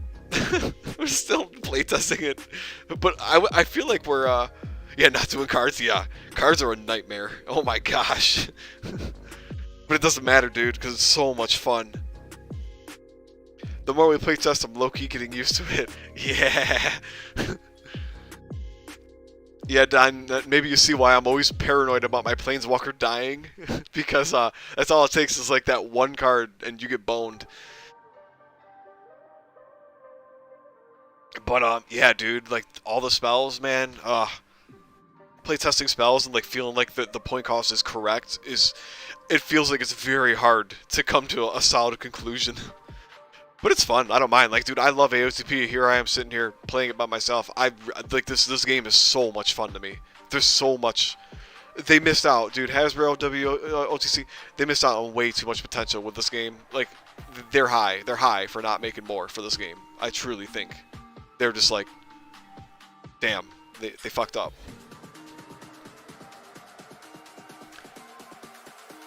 Spells are another dimension. Compared to HeroScape, this is a lot more like chess. Factions, units specific to faction. No, Xenos are demon army. Yeah. Yeah, Don, you know what? I've definitely compared AOTP to chess. HeroScape can have chess-like games, depending on what figures you bring. Like, you bring, like, the expensive dragons. Like, Don, you gotta be familiar, what is it? The green scales with like a Dragon King. Like, that makes HeroScape like chess. Because it's like you got a ton of pawns and you got like your big ass 200-point dragon who's effectively the king, right? Like, you don't want him dying. Like, in that way, I think that's when HeroScape can be like AOTP/chess. But yeah, like the way most competitive HeroScape games are played, where it's just like you basically just have a shit ton of common squads. Yeah, it's not like chess at all. It's just, unless you consider it's chess with a bazillion pawns and nothing else. No, I disagree. Really? Why? Like, here, in my mind, I think there are some HeroScape armies, again, like Dragon King armies, where it's like you have one key figure that like kind of does a lot of heavy lifting, sure. But alright, the spells are what makes Planeswalkers so valuable, that they're your king. Okay, yeah. Yeah, that adds to it. You're correct there, yeah, that's for sure. What the heck are you doing? Are you leaving and re-entering this room? I just saw your name disappear and reappear.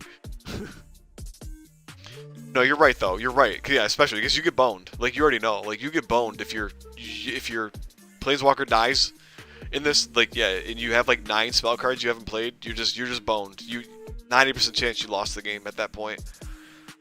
But I still think that mostly holds. Don, are you familiar with the? It's on HeroScapers.com. I forget what it's called. Give me. I might have to look it up, dude. The unit something reviews. Unit. There are unit reviews on HeroScapers.com. There was like an official group / stamp that they did. Part of like their unit reviews was they would call each figure accordingly. Like they would compare a figure in HeroScape to its relative like point cost worth to chess. So like they might say like they never used king as a analogy, but they used queen with a lot of the dragons, and I generally agreed with it that they were like the dragons, like they would like like Braxis, the one black dragon with like the acid D20 ability. Like they called Braxis a queen figure because it was like it's a figure that can deal a shit ton of damage, especially against certain figures like your high defense squads that don't want to get killed by a D20. But then it was like if Braxis got killed too early, it could bone you. Like if Braxis is a key part of your game plan, it's like it's almost like losing your queen in chess. That like then it's like, oh, now Braxis is dead and now I gotta kill a shit ton of like the angels, right? I'm familiar with the what's in an order marker. Okay, yeah, what's in an order marker doesn't entirely apply. That concept applies in AOTP as far as like who you should be activating. Like that concept, you priority get that concept like yeah, the thought process. Yep, that applies in AOTP 100%. Okay, but yeah, no, that's not really related to chess. Or at least I don't really see how it is. But that's not what I mean. I might try and look it up. Hang on. HeroScape, because like HeroScape. I'll show you what I mean. HeroScapers. It was like unit review. Shit, dude. I wish I knew what it was called. Yeah, this might be it. Unit strategy review. This is it. So, now we're on a tangent. Yeah, this is it. Unit strategy circle. This is the stamp I'm thinking of in my head. So like they do this whole thing where they like review. This is supposed to be like almost like the ultimate play guide to certain figures. So here we got Gorillinators. But where was it? Yeah, so here it is, in-depth analysis, and this is like how they lay it out. So it's like here's where they think like some things are a pawn. And it's like it's expendable, but not really worth protecting. It's there to die. Bishop, knight, and then like they have queen, a devastatingly power unit that should be protected. Like this is like your planeswalker is the queen / king, right? We know that. And so here they say these guys are bishops. They say that Gorillinators are bishops apparently. Okay, I guess they're calling it just above a pawn. But anyway, like I think this analogy works pretty well, personally. Even for HeroScape, that it's like, yeah, like you're paying points. Like you pay points for figures that do. You pay points for figures that do specific things, and like there are certain figures that are really good at killing certain other figures or whatever. Or like, and then you have like the dragon, which is generally good at killing lots of things, but you don't want him getting swarmed by like lots of, you don't want the little shits killing your dragon too early. But I think the analogy mostly applies. That's just me personally, but I always thought this was pretty cool. Nothing I paid a ton of attention to. I definitely do. Don, you're definitely on point though. It definitely more strongly applies to the Planeswalker, especially with AOTP, because of the spells. That is 100% correct. I think, anyway. Anyway, that was a massive tangent. I don't even know where I am. I drew Spatial Contortion, right? It's Green's turn. What am I going to do? I can Lash the Tentacles and just end this guy, so I think we will. Activate Ruiner, Lash the Tentacles. This is Renewal. Let's heal him. We'll take 1 damage off of him now that he's not engaged. 1, 2, 3, 4. I could Spatial Contortion or Titanic Growth. It's only one goblin. Do I care?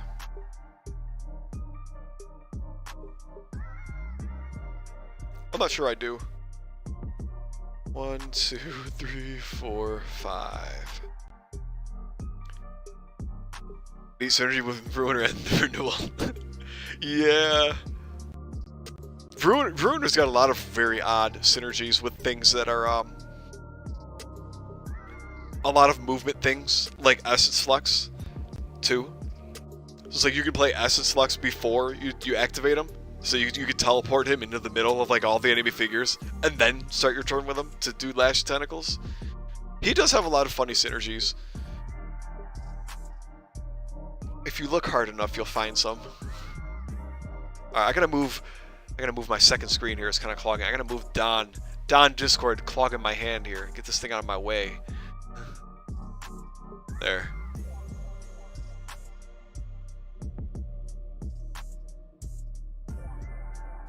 Oh, you're right. Yeah, dude. Yeah, Ruiner.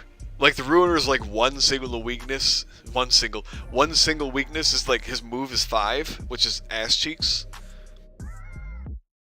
But like, blue is the perfect color for him. It really is. Wait, where is he? Ruiner. Oh yeah, he's right down there though. 5 move, yeah. And range 1, which is just like really... Like, you already know, dude.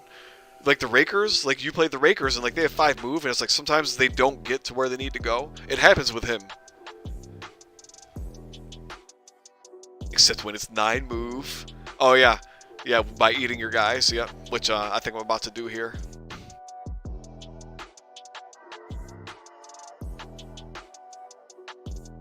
But, like, you toss in, what am I thinking of?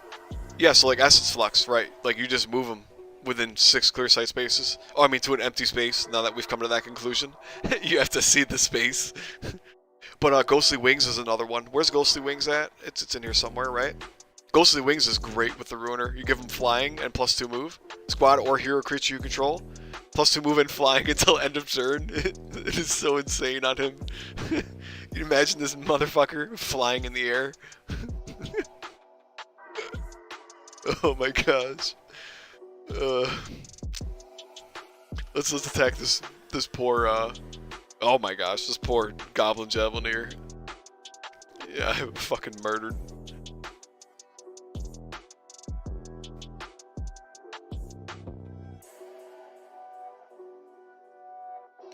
We can end the turn. We can end the turn, Chandra.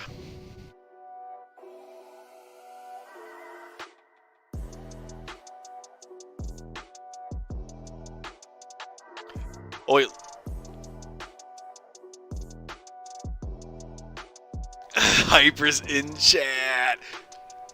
Lantern guys are like Raylan and that they're dope. Dope as fuck, but you don't activate them. Yes. Yes.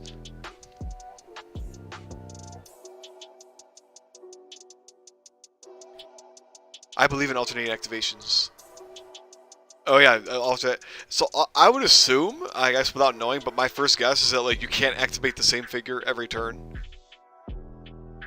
That's just me though. To be like once you activate a dude, that on the next turn, the dude, that same dude can't go. Like he needs a rest. That's just my guess though, and I think that would be kind of interesting to implement somehow, some way.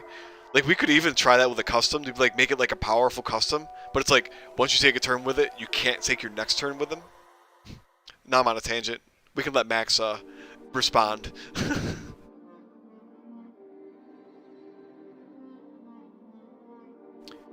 Where was I though? Red drew a card. We have Power of Fire. You know what we could do? We could Stubborn Resilience Power of Fire on the Fire Cat and try and nuke the Ruiner. We die though.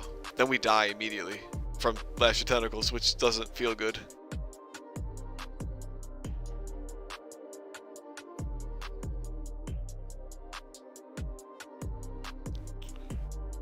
Huh.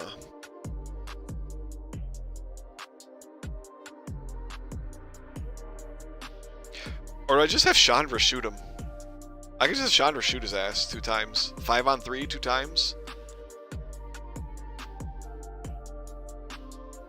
Wait, I soaked the flames.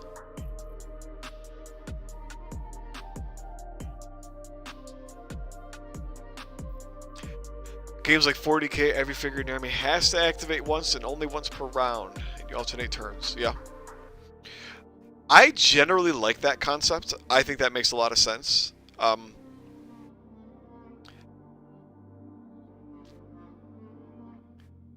To be like, right, like if I have 3, like I have figure A, B, and C, and you have figure A, B, and C, that it's like, I'll take my turn with like B first, and then you can go A, you know, A on your first turn, and then I have to use like C on my next turn, and then you can use B, and then I'll use A, and then you'll use C, and then the round, you know, restarts, and everyone is ready to be fired off again.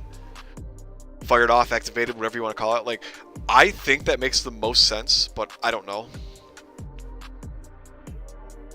Yeah, okay, like kill team, okay.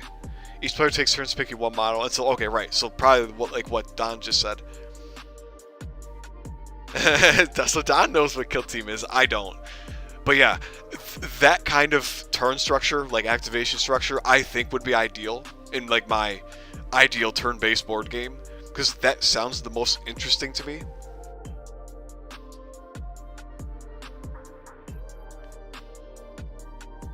Like over HeroScape or even AOTP, where it's like you can just put all of your order markers or keep activating the same guy over and over and over. Or hammer with skirmish size. But see, so there's one major problem I have with that. 5 and 10 models. Yes. Yeah, Don, Dragon Slayer definitely told me a little bit about that. So guys, is there any kind of balancing mechanic though to like if a player falls way behind? So one thing I do appreciate about HeroScape / AOTP is that like if all my figures are dead except for my Planeswalker, I still like take just as many turns as you do, right? Because like sure, you can take 3 turns with, you know, 1 creature, 1 Planeswalker, or whatever, 2 creatures and your Planeswalker, whatever you want to call it. But like for me, it's like I just take 3 turns with my Planeswalker. So what happens in like a case like you guys say, where it's like, what if all my guys are dead but 1 guy and you still have 5? Like, do you get 5 turns to my 1 turn? Because like I'm just completely fucked at that point, right?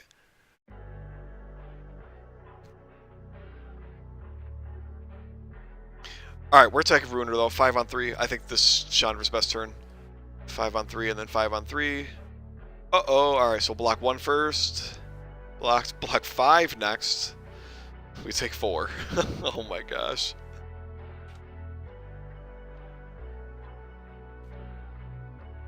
We could...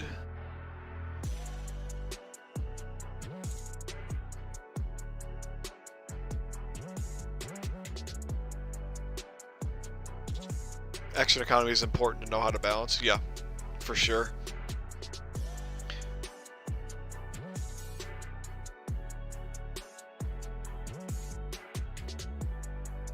My man.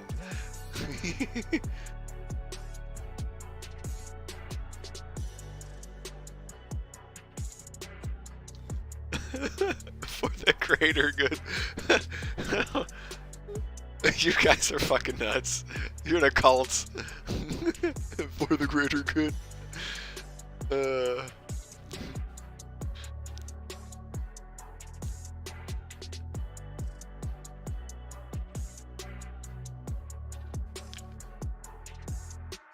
Oh my gosh. Alright, do we superheated this guy? I don't think so. We're gonna let Chandra go. We're gonna let Chandra go. Did I say Chandra? I meant Nissa. Oh, we got Rabid Bite. Oh, things are dying. 1, 2. Wait, could we get to Chandra from the backside? 1, 2, 3, 4, 5, 6, 7, 8, 9. Not quite.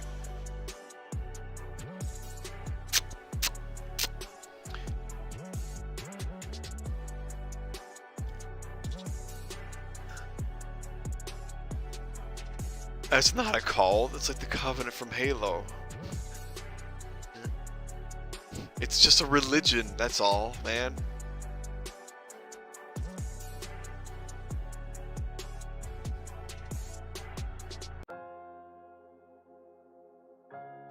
They made drones cringe with the new edition. 1, 2, 3, 4, 5. I mean, I'm about to take these level 3 spaces and hide like a pansy and try and kill Nissa or Chandra on the next turn.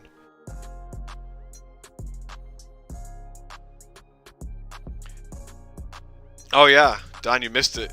This guy's attending a 40K tournament. Yeah, dude. Pretty cool. Pretty cool. Ah, I don't get Titanic Growth, though. No, whatever.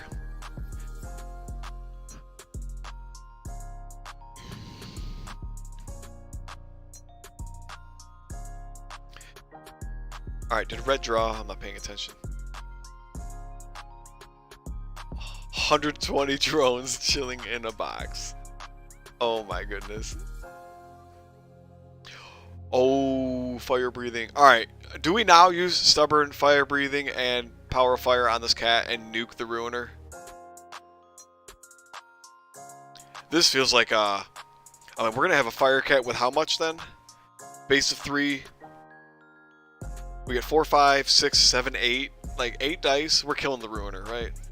Alright, I'm running to the bathroom. You guys enjoy your chat. I'll be back in about 30 seconds.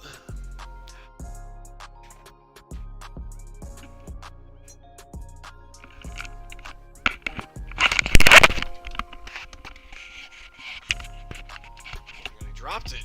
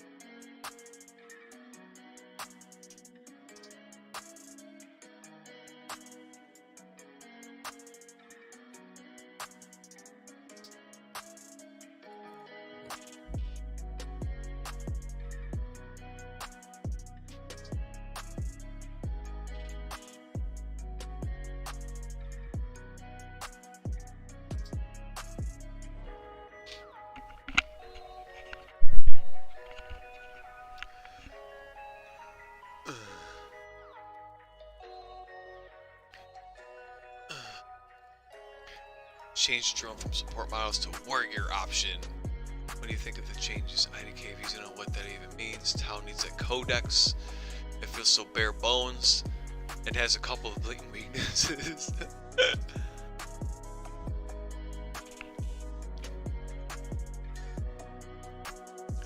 Yo, a duos tourney.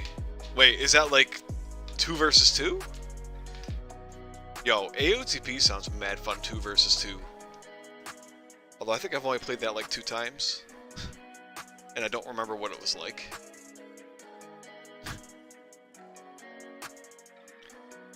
But anyway, duos is sounds interesting to say the least.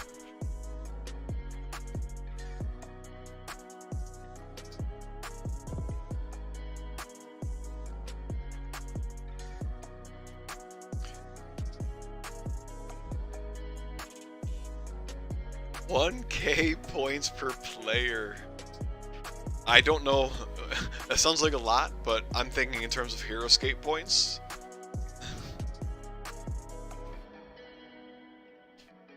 And I'm assuming 1k points is probably like about average in Warhammer 40k terms. Alright, so we're just gonna do the greedy play. I don't think this is greedy. This seems like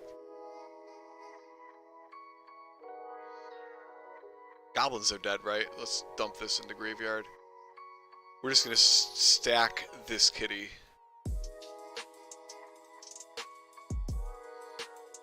1k points and 40k is what figures in. Yeah, okay. Okay, so then that is that pretty large even for 40k then? Damn.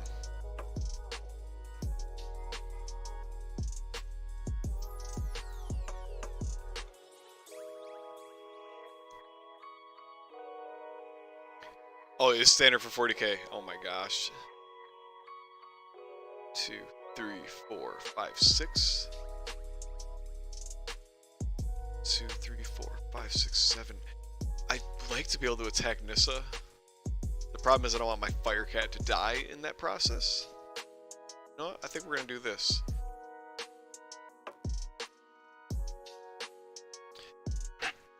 So high ground, that's fine. So we need this kill. We absolutely need this kill right now, though. We don't get to soak the flames. So 3, 4, 5, 6, 7, 8. 8 and a 10 strike really needs to get this kill, or we just blew a lot of spells for. Should I have the Phoenixes do that instead, though?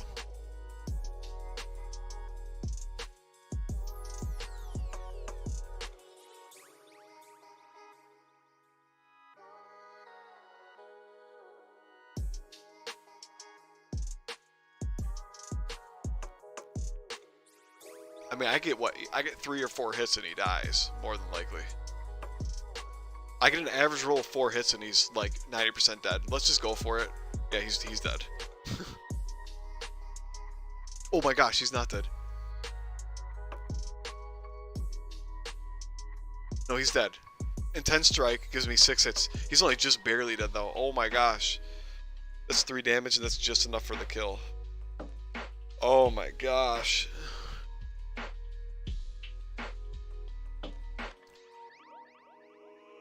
Nissa.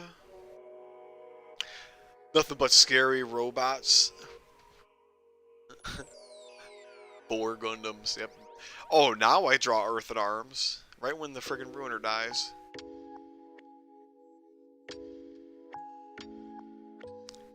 The guy that grabs Q9 in here escaped.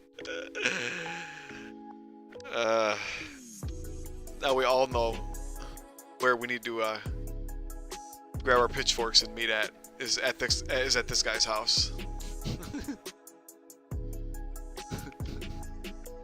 Freaking Q9.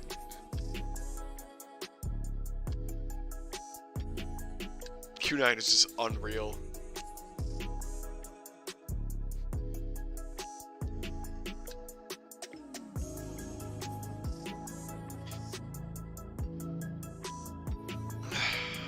Alright, this game's gonna come down to the wire, it looks like, so far here. This is close.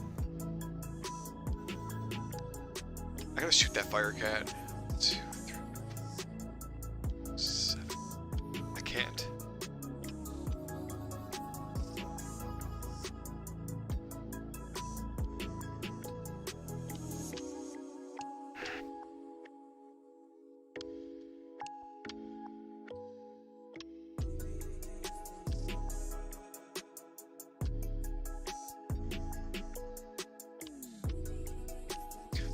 I can't do much with these spells. This isn't good.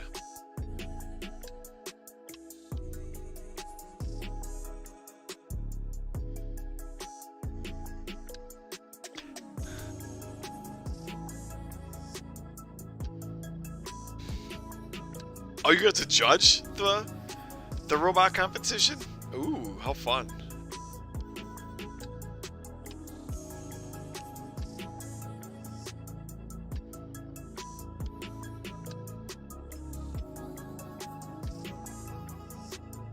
Don, what was the most interesting invention you saw? Is that even possible to explain via text?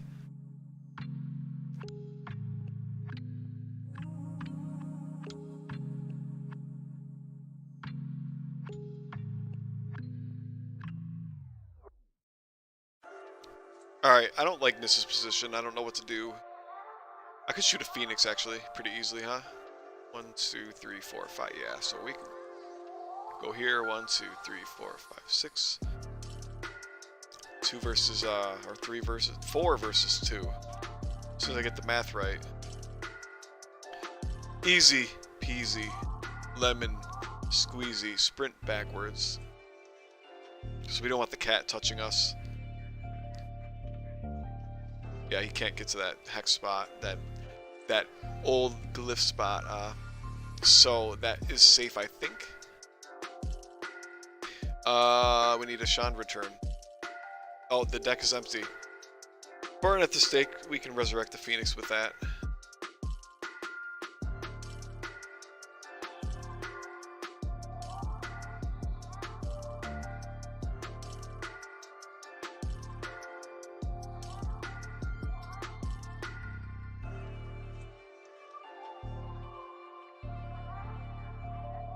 Got a Fortnite match starting. 2, 3, 5, 6.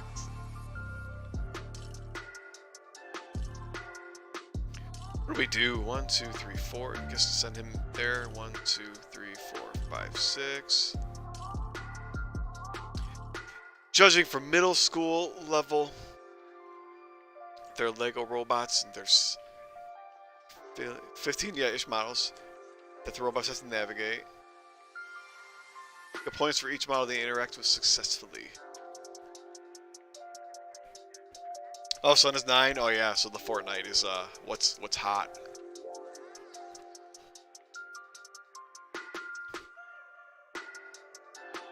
Do I just use Chandra to kill the token? Almost feels like I should.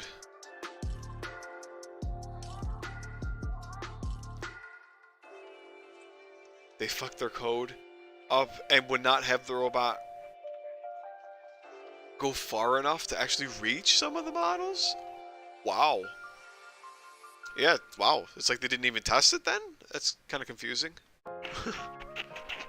Wait, am I coming through too quietly? There we go.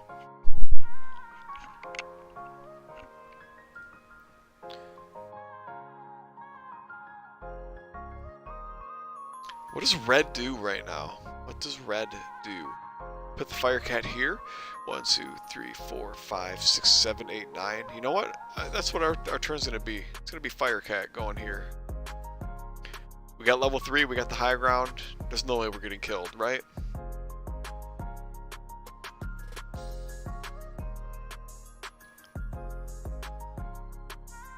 Not go far enough to reach some of the models.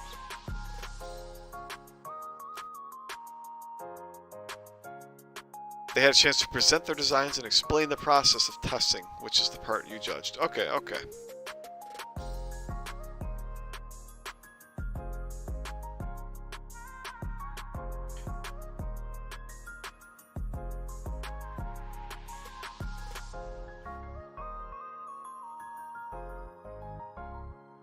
That's pretty cool though, man. Kids getting to use their brain and make Lego robots. I was into Legos as a kid, man. I probably would have enjoyed something like that had my school done something like that. Oh. Would I have been smart enough to do it though? Pull it off? I have no clue.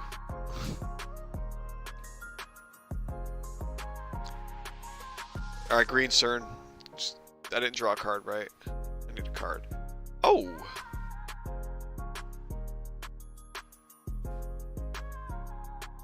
One, 2, 3, 4, 5, 6.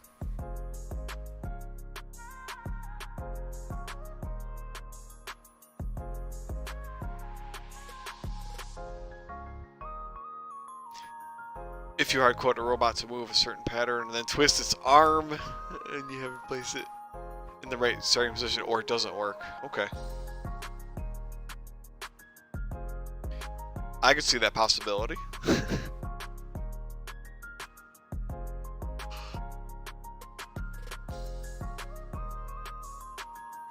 Yeah, I have not much experience with making a robot, so yeah. But something like that would have probably been good for me to learn, and like, you know, something in high school. That would be cool though, dude. That would be so cool.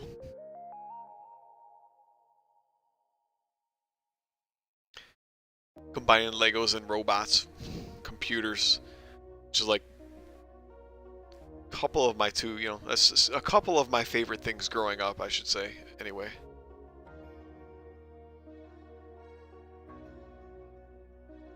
Good groups had these rules-looking things in their start zones to make sure they set it up correctly for each run. Huh, okay.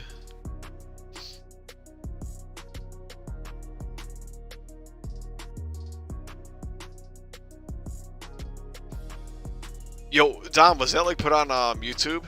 Or was that like recorded? I'm almost interested to watch some of it just to see. What is green gonna do here?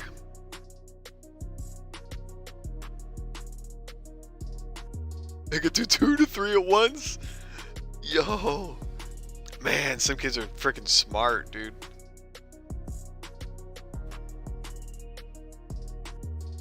We can't Earth Arms. We could Titanic Growth Rabid Bite, but that probably doesn't kill, does it? Titanic Growth Rabid Bite Spatial Distortion. We get +4 power. What? We get 7 power. What's his toughness? 6? We could kill him right now with that combo. 2, 3, 4, 5, 6. Like Q9 killing 3 squads in 1 turn. 2 or 3 shots of 3 dice. Yes. Freaking Q9 gun. Special attack is broken.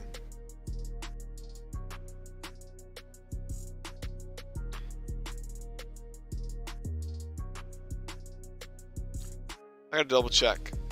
Stubborn is +3 tough or +2 toughness. Yeah, +2 toughness.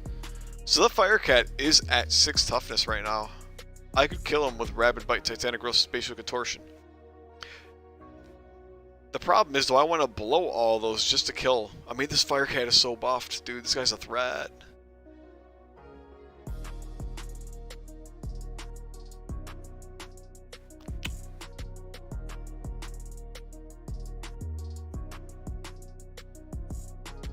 Like, Nissa probably wins the end game. Like, right? This Firecat dies. Does Nissa win the end game? I don't feel like the rest of the shit's a real threat to Nissa. And Chandra's close enough to dead that I don't think I'm super worried. I think we're doing this.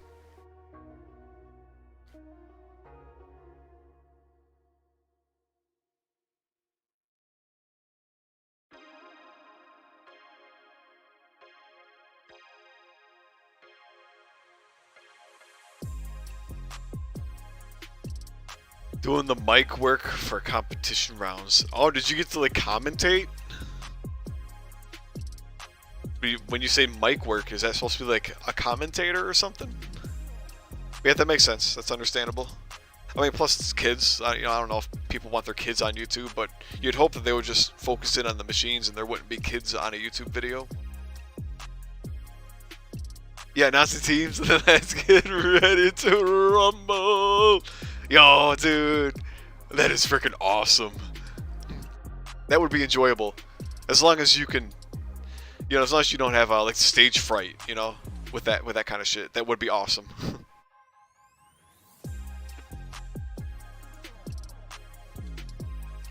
So, base power of 3. Yeah, I'm that guy. You seem like you'd be that guy. The guy who would, love that job, I should say. Love the job of yelling into the mic and hyping up the crowd. Alright, Firecat has 8 power. Like, I'm not surviving. I'm not surviving Rabid Bite. I don't care. Actually, I could just try and kill the Firecat outright, which might work too.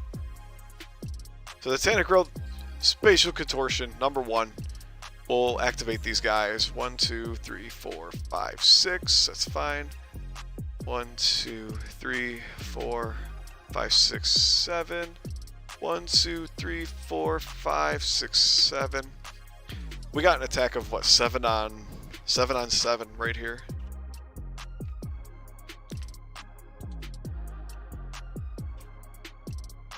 Yeah, so we don't even need Rapid Bite. Works for me.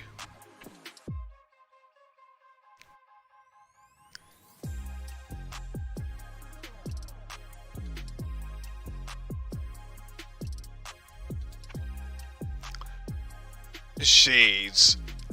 I don't give a fuck, Shades.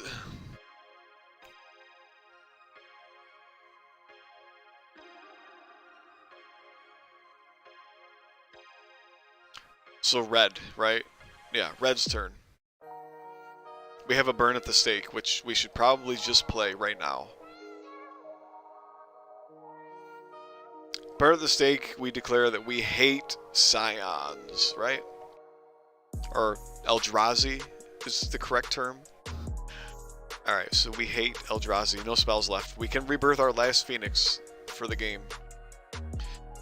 So Chandra's rolling 6 against 3 2 times. Let's do it. We'll attack this closest guy first. That's trash. He takes a hit. Finishes taco ass off. That's a kill. Unless he caps, he does not. Rebirth, end the turn. This is gonna be close. I think green has this though. I don't think red can beat Nissa. I don't see how they beat her right now. Especially when we have all these spells. Can't really do much with Earthen Arms. Rapid Bite doesn't really help us either. It kills a Phoenix for free, I suppose. 1, 2, 3, 4, 5, 6, 7. I don't like that. What is this? 1, 2, 3, 4, 5. 1, 2, 3, 4, 5, 6.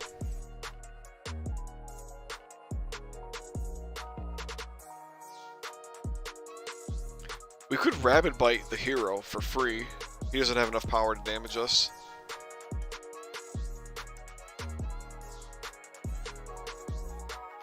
So we do the attacks though. Let's hit the hero. Do we hit the Phoenix first? Yeah, let's hit the Phoenix from number 1. They're even. So 3 on 1. Dead. And then we have the hero 3 on 2. Blocked. Well, Rapid Bite's kind of worthless. Dealing 1 damage to the hero doesn't really add up to much. Could save it to kill a Phoenix. So what is Chandra going to do? I guess Chandra will just attack. We still have high ground. Chandra's dominating in this position. 5 on 3 against, I don't know, number 1 probably because he's not engaged. Oh, well he just died. Now we shoot number 2. He's just dead. Fucking maxed.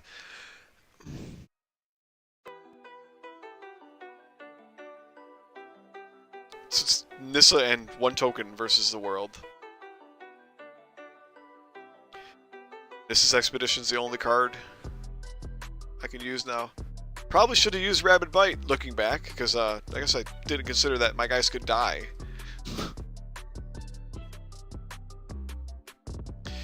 1, 2, 3, 4, 5. I can't see the Phoenix probably because of the wall.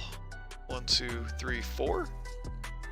1, 2, 3. 1, 2, 3, 4, 5, 6, 7.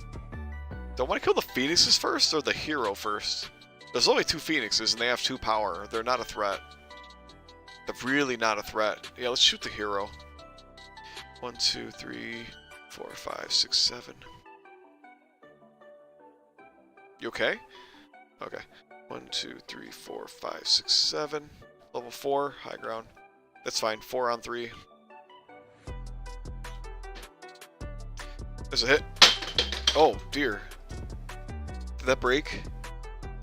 Okay.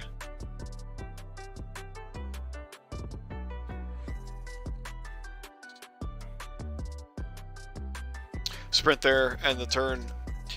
Chandra's turn. Oh, we have an end game, that's for sure. How are we going to deal with Nissa? That's going to be the really annoying thing. 2, 3, 4. 4. 1, 2, 3, 4, 5, 6 on the level 3. I like that. We can shoot this token and just end his life. I'm pretty sure he's dead. Oh, he gets bush though, doesn't he? So 4 on the first defense. Yeah. Nuked. Nissa's turn, I think it's just gonna be mostly a showdown between Nissa and Chandra. 1, 2, 3, 4, 5, 6, 7. Don't even need to move, can just shoot her. 4. 4 against what, 5? 1, 2, 3, 4, 5, 6, 7. Yeah, 4 against 5, so 2 damage.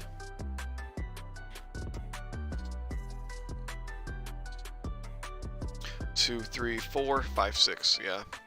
You know, we do have Stoke the Flames. Do I want to move the Phoenixes closer first?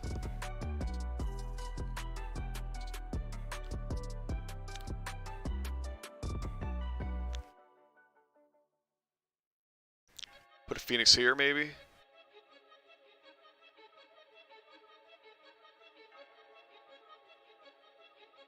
The problem is, right, are the Phoenixes, like, actually, they're not threatening. This doesn't feel like, I feel like doing Chandra is the right move. 1, 2, 3, 4, 5, 6. We'll just take 2 shots. We got 4. And we got 4. Yeah, that's probably going to hurt. So 4, and then we get 4 defense on each. So that's 1 damage. That's 2 damage total.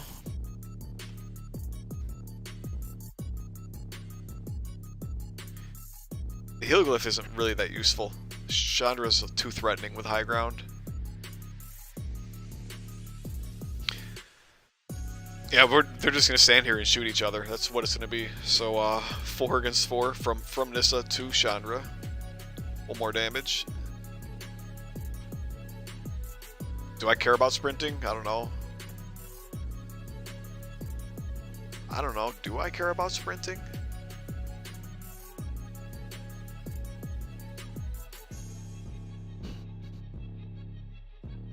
I don't know if I do. A lot of parts of me think that I don't, so I'm not going to sprint. So red, yeah. Let's just shoot Nissa. 4? 4 against 4, or 4 and 4, and then we'll go 4 and 4 on defense. Okay, so 2 and 2. Block. Block. Yeah, this is just a dice off. So Nissa will shoot Chandra.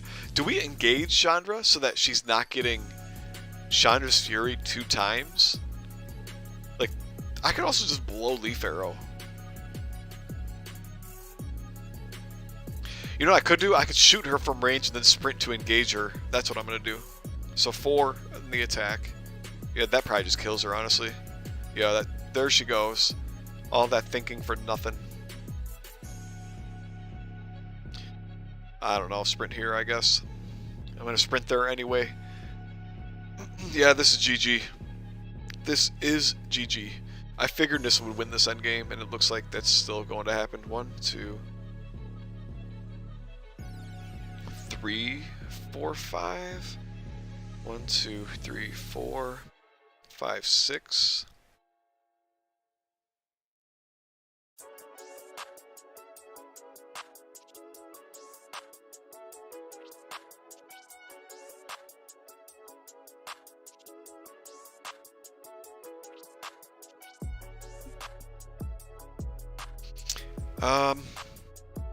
Alright, what do we do? Do we just maintain high ground? Yeah, I don't really think Nissa loses this, so let's just shoot 5 against this guy, number 2. He gets 2 defense. Could block, but he doesn't. Yeah, it's basically GG. Let's fly him in. Let's roll 2 against 4. Well, that's a hit. We'll just roll 3 against 1. I don't think I want to take a disengage here. He's dead. The hero. Nissa doesn't have any, or Chandra doesn't have any cards left. 1, 2, 3, 4, 5, 6. 1, 2, 3, 4, 5, 6. I guess we'll go right here.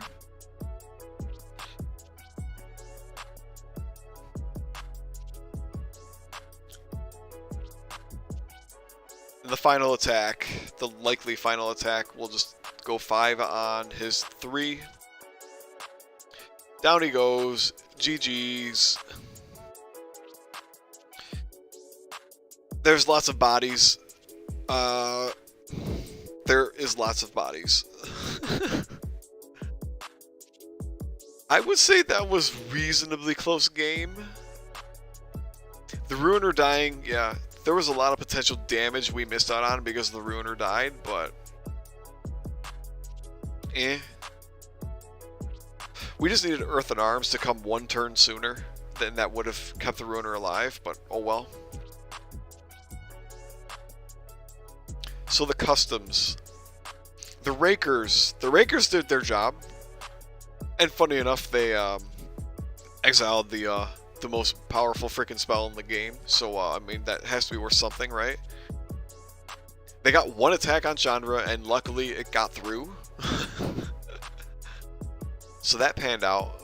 The Rakers did quite alright. I think they did... Let me think. What did they kill?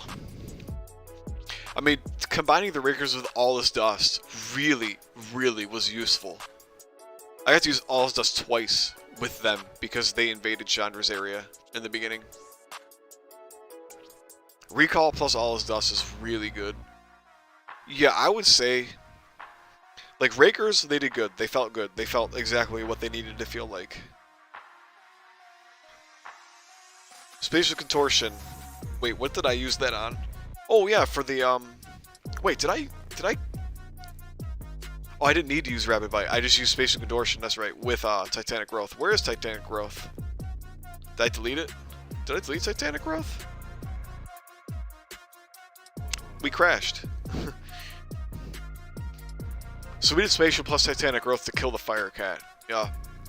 So Spatial did okay. Yeah, Spatial's not anything special. It's just a standard 10-point power buff card.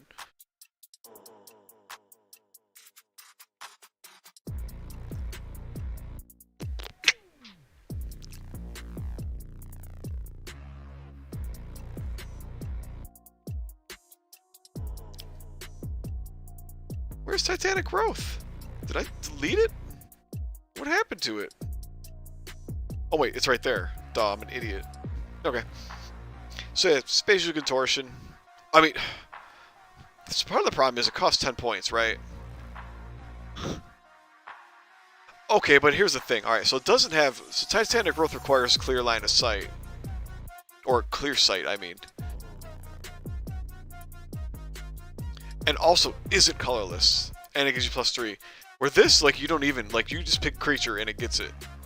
Yeah, you know, I think it's appropriate. For 10 points, for being colorless, and, like, no line of sight needed, no, like, color association, that's fine. Space Contortion felt fine. I liked it. All Those Dust felt pretty good this game. 35 points feels more and more appropriate the more I use it. I think I'm very happy with All Those Dust at 35. Grave Birthing. Yeah, for 10, this felt okay.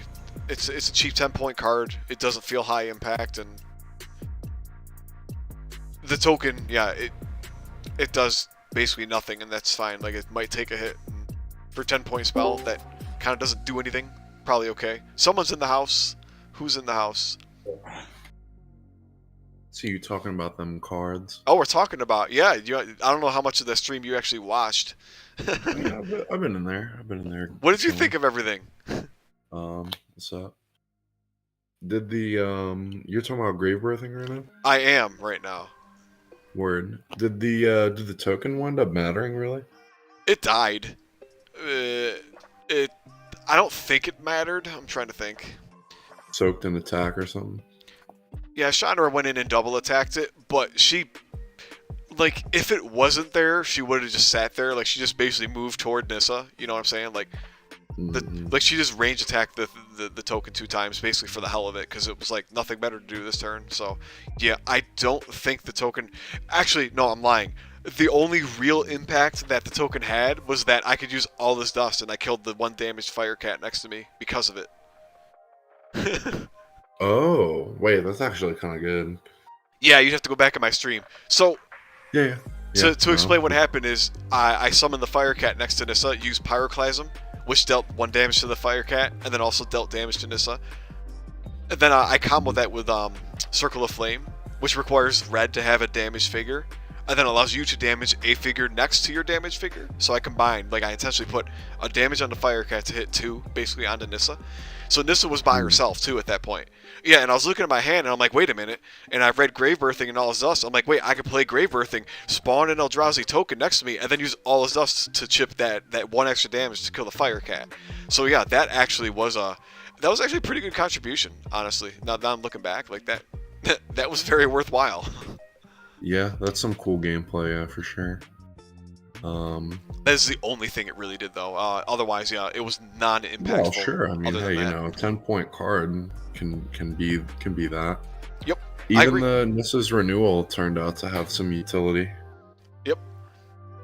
So with the ruler, a pleasant surprise. Yeah. Breakers How do we felt good. feel about the restrictions that Nissa's renewal has right now? I'm happy with it right now. I mean, I'm happy that it bred creativity in that turn. Oh, absolutely. Same with the Grave Birthing.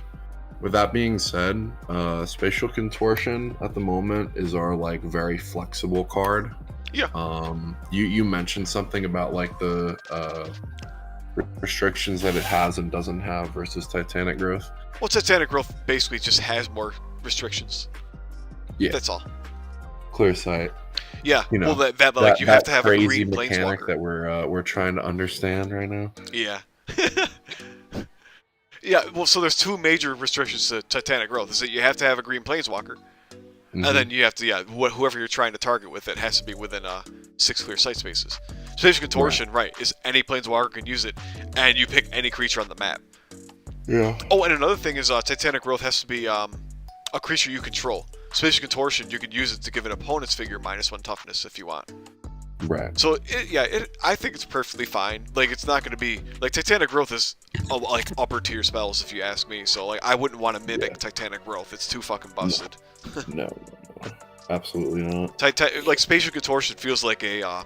like, this is a fine card, in my opinion. It's very flexible, and it's not overbearing. Yeah, I agree. I think I feel that way about most of the cheap colorless. Yeah, Grave Birthing, Spatial Contortion. Yep. Yeah, and then All His Dust is just my favorite card right now. Dude, All His Dust is just so much fun. Did you catch the part of the stream where I was able to recall it? I forget. No, I don't think so. Yeah, dude. Yo, I had such a dirty turn. Hell yeah. Wait, was it in the same turn? No, I'm not remembering. It may have been the following turn, but yeah, I basically used All His Dust, and then eventually, either on the same turn or on the next turn, I recalled it and then used it again. Disgusting, dude. That's sick. Speaking of glyphs, I noticed that there was that heal glyph there, and Yep. Nissa was like chilling over there and didn't use the heal glyph. It's on level 1, that's why. Oh, word. I did get to use it, I think, for 1 turn, maybe 2. So I did make use of it, but only the 1 time. That's No, fair. dude, heal glyph is not, like, not against Chandra. Like, you give her high ground on double attack, that's terrifying. You don't want that. That's a good point. But yeah, like I mean, that's just another thing that kind of put Nissa kind of a little over the edge, probably, in this particular game. I'm not sure if it mattered. Well, I mean, no, it's a good glyph, no doubt. It's a decent glyph. It's like middling. I find it hard to figure out like where it excels. It generally, in my opinion, excels in endgame situations for sure. Yeah. Like when there's less multiple figures attacking you, that it's like you know, a heal glyph is effectively giving you 1 automatic block if you think of it that way. Yeah. As long as that there's is 1 quite figure good. attacking you per turn. But yeah, part of my, I mean, I already told you, my qualm with trying to grab it right now is it's level 1, Chandra was right there, and she can double attack. I'd hate to give her 2 extra, attack dice. Yeah, that's a good point. In most other situations, like if Chandra was like any other single attacking Planeswalker, I probably would have maintained the heal glyph with Nissa, absolutely. It seemed like Chandra had a lot less spells like behind her. Did you kind of burn through them quickly? I know that the Raker did proc, which is good to hear. Yo, and it procced on Twin Flame, which was so freaking dumb. Oh wait, that's Nissa's remove cards. There it is. Right? Whoops. Yeah, so that was a spicy one, because like Twin Flame could have easily made it, like Red could have easily mown over the Ruiner. But I mean, I wouldn't consider, like, I personally would never consider Twin Flame a card that's healthy for AOTP.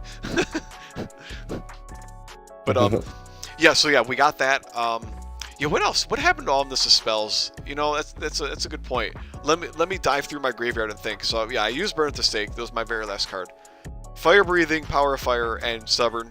You may have seen it. I put it all on the very last Fire Cat, and I nuked the Ruiner. Incinerate, I used on a Mindbreaker. Seize the Day, I used to move one of the goblins towards Nissa. Senseless Rage was also on the goblins. And then Pyroclasm, Stoke the Flames was also on Nissa there.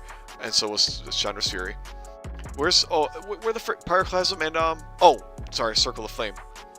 Circle of Flame and Pyroclasm was that combo I told you that I used on Nissa. With the Fire Cat, yeah. I used them all. I guess I just burned through it. I don't know. Yeah, because like a lot of the time that I was watching for it was like Nissa with cards in hand and Chandra without. Yeah. But I mean, hey, that's Red. You know, the flame that burns brightest burns shortest. Yep. Yeah. That's generally how my Red games go. Yeah, I don't see myself holding onto cards for too long with Red. Like, I just don't. Delectable gameplay. You know, this game was far more interesting than I thought it would be, and closer than I thought it would be. Yeah. I really thought green was just gonna blow him out of the water. I don't know why, but this was good. Because you know we got the edge with the custom. Yeah, Rakers though, I'm impressed. Ruiner, I think he fell short. He fell quite short this game. I'm trying to think, or at least it seemed like he did. So like, what did he do? I summoned him on the next turn. I activated him. He killed the one goblin that had 2 damage, right? And then he killed that goblin. He killed the goblin later, and he killed the Fire Cat. Did he kill a Fire Cat? I don't think he did. When you activated him. Oh, maybe that was a goblin. When you activated him, and then this is renewed. Yeah. Yep. So I got Lash of Tentacles. Yeah, that was it. I think I took 2 turns with him. Lash of Tentacles got 1 kill, and then I rolled 5 hits on my 6 dice attack, killed the other goblin. That was a cool moment. And then my next activation, I moved up to the high ground on the level 3, because I wanted to eat one of my Scions for my next turn, and then get around and try and kill Chandra. Because like the Ruiner wasn't going to win the fight with all the peons that were in the way. Like when you saw Chandra's position, like she was completely surrounded on like her left, like her upper left side. She had, like, Phoenixes there. The Ruiner, I think he had how much damage? He had 5 damage on him too. He wasn't going to survive 1 more turn, or 2 more turns, I think would be what he really needed to get to Chandra. So I figured go behind the wall. Chandra's just kind of a counter. She's like pretty good at killing the Ruiner. Yeah, ranged walkers in general, especially if they keep meat between them and double him. Striker, I mean, come on. Yeah. But yeah, ranged walkers can only generally beat him if there's meat between them and him. Like, yeah, like if I didn't have Rapid Bite with your Jace, like yeah, you probably would have killed the Ruiner in a couple of turns. But I got the Rapid Bite, I punched the hole through. Like that's all it takes, dude. The Ruiner gets next to the Walker, and you generally die in 2 attacks. Yeah, it's kind of fitting in that Chandra's the one that killed the Eldrazi in the lore. Yes, just like she does in the frickin' story. Yeah, she was nasty, dude. Chandra is really nasty when she can get on like the highest point of the map, and there's only range 1 figures coming after her. She is just nasty. But yeah, so Ruiner fell really short of his point cost. Honestly, I feel like the Rakers plus all his dust did most of the work this game. It feels like to me.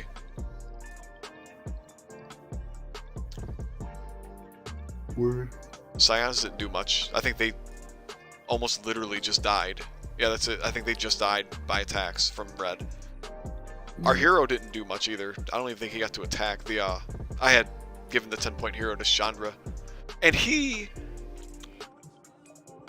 realize he's not a good fit for Red, particularly because Red generally burns through their spell cards. So already discards. Yeah, there's like nothing to discard. I would definitely rather discard to Chandra for guaranteed damage. Yes. But that ability doesn't really, it doesn't have to. It's a hole filling ability. It doesn't have to be good. Yeah, that's the thing. It's like, it almost goes with the name of it. As I was reading it earlier, and I had it up, and I was like, oh, it's called Salvage Drone. I looked at it and I'm like, it's almost fitting that it's called Salvage Drone because it's like, well, when your Planeswalker's dead. That's how you guys designed it, right? What's that? That's how you guys designed it. Well, yeah, we designed them because, well, yeah, it's the name of one of the cards. Like, when I was talking to Luke about it, I gave him, like, a bunch of random names, and I was like, hey, all these cards look like they'd be fit, you know, the MTG cards themselves. I gave him, like, 3 or 4. I'm like, hey, all these ones look cool for, like, a cheap-ass 10-point figure. What do you think? And then he's like, let's go Salvage Drone. But it kind of, I feel like it's fitting thematically because the whole reason, part of the reason we made him, so first of all, cheap 10-point figure, of course, but the other half, with my thought with it was, like when your Planeswalker dies, you have cards in your hand, and it's like, well, what do you do with those cards? It's like, it always feels bad. Like when you have 3 cards in hand, it's like, let's make something. So now you have this cheap-ass figure that at least you can discard a card. So in a way, it's like, it's an attempt to salvage the game. I mean, I love it. I love that ability, and I think I would like to include more stuff like that, like maybe 1 or 2 more in the future to be like, if your Planeswalker dies, it's like you still have some way to do, do something with those spell cards instead of them just sitting there. Yeah, no, it's a cool idea. Cute little guy. Yeah, but he unfortunately, I mean, I think he did take a few attacks, like body blocking for Chandra. Like, I think I summoned him on the 2nd turn, on Chandra's 2nd turn, and I think he may have defended against 2 attacks, and he lived until the end of the game, so, like, whatever. For 10 points, like, he was probably better than expected, honestly. Yeah. Yeah. Yeah, any other thoughts, for at least from what you saw? So the healing thing. Goblins are good. I like goblins. Yeah, dude, my D20 was hot with them. I had the hot D20 that I needed for the 2 times that I used their ability, that's for sure. Yeah, fair enough. So, cool stuff. Dude, Chandra's the one Planeswalker from the first set that I'm like, word, this is a really good Planeswalker. Doesn't need, like the inevitable Chandra 2 that we wind up designing. I don't know what it would be like, because she's already so good. You think she's super good? Yeah. Okay. You know, like the Nissa 2 and the Gideon 2, like those have, like, those fill in holes and kind of do things. Yeah. But, like, what is a Chandra 2? How does a Chandra 2 improve on the formula? I have drafted a Kaladesh idea. I should go find what I've written down on my phone. I have ideas. Well, I think I have 3 ability ideas for her. Although, like, I'd probably only use 2 of them. That's kind of the point. Yeah. But I think, so, dude, alright, you want to give me one moment? Like, let me go get my phone. It's actually charging. I'm going to read it, because, like, I have this idea of, like, she's going to be like, shit, yeah, dude, just give me 10 seconds. BRB. Yeah.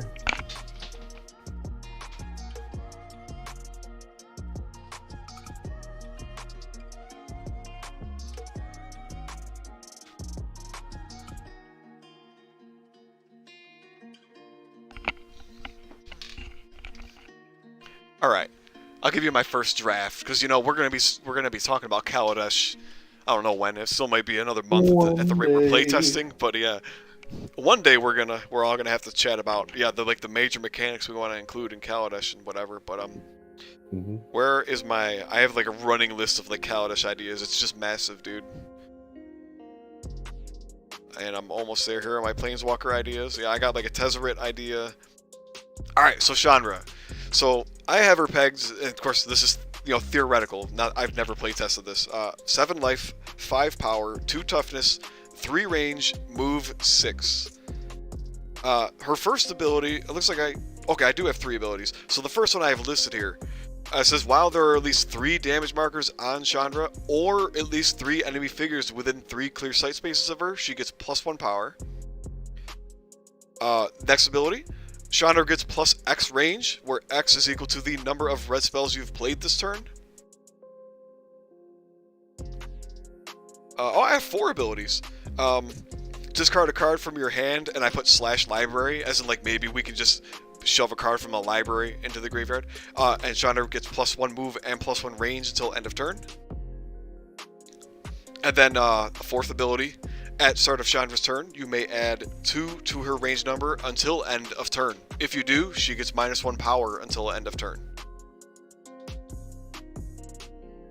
It's a bunch of random nonsense, but what do you think?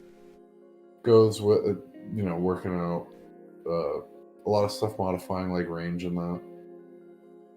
Yeah. I guess kind of the idea. My mindset behind it is... And I honestly I almost drafted this other ability, but my mindset behind it was like, right, like fire. Like if someone's spewing fire from their hand, it's like, it's going to be hottest when you're closest, right? Because I could have sworn, and maybe I didn't write it down, but one of my other ideas was to like give her like a power of 6, but a range of 1, and one of her abilities would be like when you're attacking or something of, you know, to the effect of you can basically exchange power for range. Like 1 for 1. So it's like her base power is 6, her base range is 1, but it's like you can subtract 3 from her power and add 3 to her range or something like that, you know? I could definitely see that for a red walker. It's not bad. I think that kind of like what may sound like the simplest version of such a mechanic might be the best one. Because like the one where you're discarding to change your range or whatever, like that's kind of what she does already. So we don't have to kind of repeat or like reinvent the wheel with that. You're right. Wait, with superheated, right? Yeah. You're actually right. I didn't even consider that. Yeah, she has a range of 5, but superheated can go up to 6. Yeah, that's a very good point. Yep. Yeah. So like the one where it's like, you know, you can. If it's depending on how it's worded, it just kind of works. Like that's just how she attacks is based on range. And then you have like some interesting trade-offs with regards to like positioning and that. I'm sure that would be super map dependent in possibly good ways. Well, yeah, we'd have to see. Yeah, that's a cute little ability. I like it. Yeah, no, I truly do want to see. I'm actually not really a massive fan of the official Chandra. I think she's decent enough. I think she's kind of like Nahiri. Like she kind of primarily only shines when she's dealing with range 1 figures, or at least figures that have less range than she does, which includes range 1 figures. But see, I think you generally get, like, especially when Chandra goes against green and blue, like kind of what you saw here, is that like when she gets outranged, like when she has to give up high ground, her double attack is just so much weaker. Yeah. Like her being good, I think personally is like heavily contingent on her maintaining high ground. And when green and blue show up, she gets outranged by like all of their creatures and of course their planeswalkers. So it doesn't usually end well for her. Well, we have talked about how little range there actually is in this game. Yeah. That's because, yeah, it's almost exclusively green and blue. As far as, like, non-planeswalker range is exclusively green and blue. Almost entirely. And I think that's probably why I personally just plays green and blue so high. Like, you get so much flexibility to grab high ground to, you know, make people chase you because most of the other colors are only pimping range 1 figures. And then you get poor ass Gideon with range 1, who it's like, now he has to go also chase down everyone else's creatures to kill them. It's just so bad. Yeah.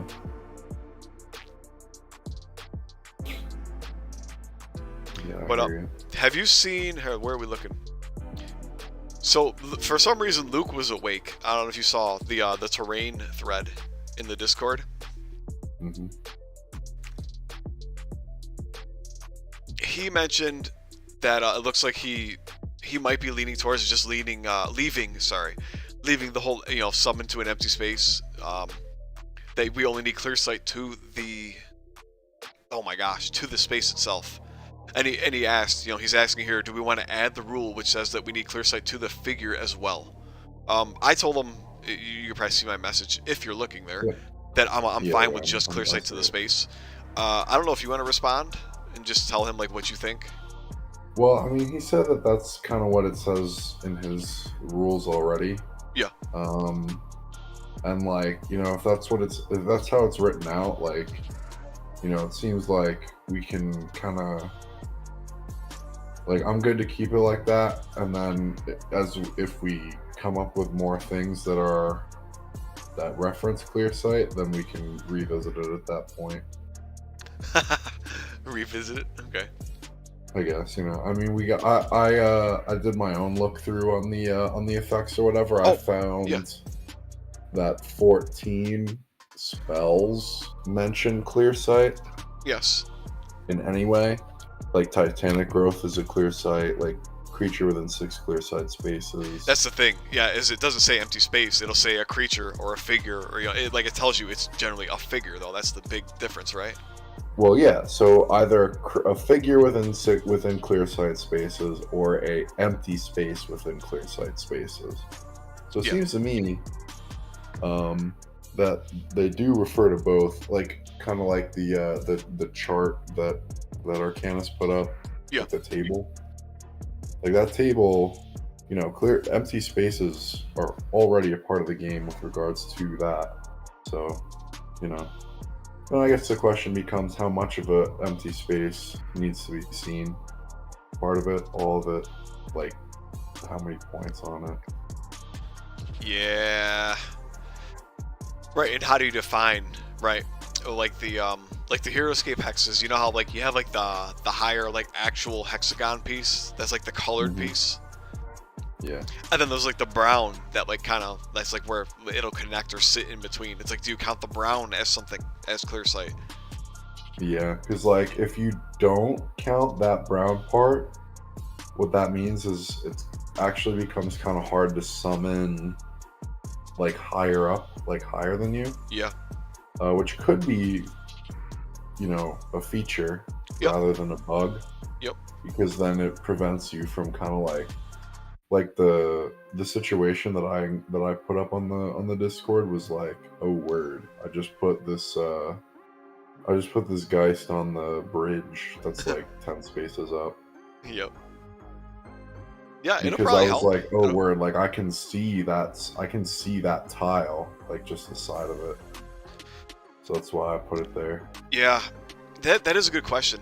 I'd have to look through the comprehensive guide, but I could have sworn that Luke also counts the side of the hex as like having clear sight to it, though. That's the thing. Word. I mean, I could see that argument. Yep. So. But shit. What was I about to say? You got me almost on a tangent when you mentioned the whole summoning the Geist. Of course I'm gonna blank. What I do?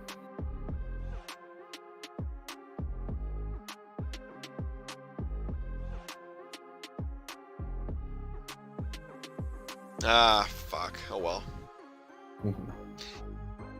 You'll remember once at some point. Or not. It now makes me wonder, like the Planeswalkers. Like the different heights on the Planeswalkers now. Like how tall their figures are will matter if they need to see the top of the space, especially. I guess. I don't know. That's kind of interesting. Could be a cute little experiment. They're pretty much the same height to my knowledge. Maybe Obnix is maybe like a little taller. I think he's gonna have a small advantage. Word. He's already pretty damn good being flying in that. I like him a lot, yeah. Yeah, he's hella good. I feel like, wait, did you by any chance, did I post my tier list picture? I think I did, of the Planeswalkers. I put him and Chandra at mid, dude. Like, I like them. The Gideon tier. Yeah, with my Gideon tier. Freaking suck-ass Gideon. Yeah. That was funny. Yeah, I mean, Ob is kind of like Chandra. I think that's why I put them in mid tier, where it's just like, they shine when they're fucking with range 1 guys, because that's where they just absolutely murder range 1 guys with no problem. It's like, and then you get, when you go against like green and blue, they're kind of boned.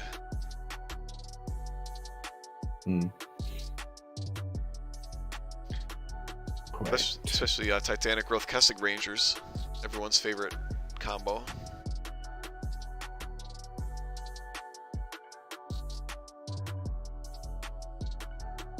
I don't know. Sorin and Nahiri, I would say, well, I guess they're multicolored. Yeah, I think multicolor is huge for a lot of the walkers. Like, it just makes them a lot better. Sure. I'll drink to that.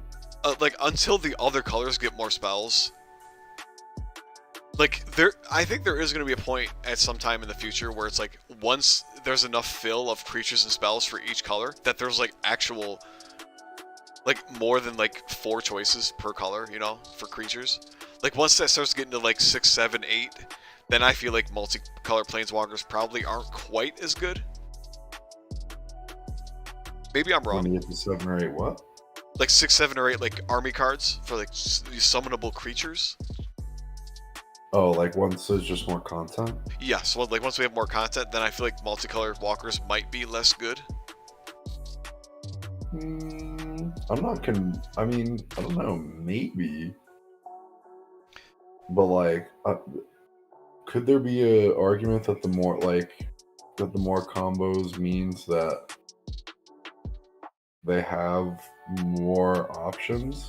Yes. Like the amount of options that a multicolored walker has grows quicker than the amount of options that a monocolor one has. Yeah, but there's going to be a ceiling to that, right? Maybe. There's absolutely going to be a ceiling to that. There has to be. Well, that's what I mean, though. Is it's going to take, like, you're talking quite a bit in the future, if that future ever comes to pass. But it's like when there's like 80 green spells, you know what I mean? Like when the pool of green spells alone is like 80 cards or whatever, even like 60 cards. Like, it's going to be, like, you can easily make a 12-card deck with 12 very well, like, tuned green spells that are going to work for your army.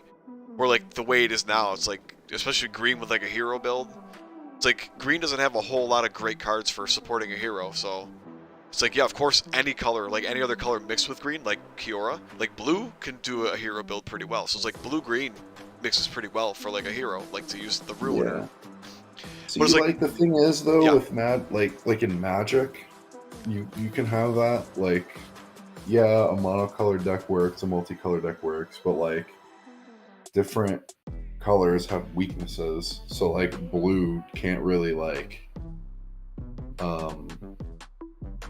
blue can't like deal with creatures that are on the board besides like unsummoning them, and then they have, or like black can't get rid of artifacts. Oh, that's a black like thing. This. Okay.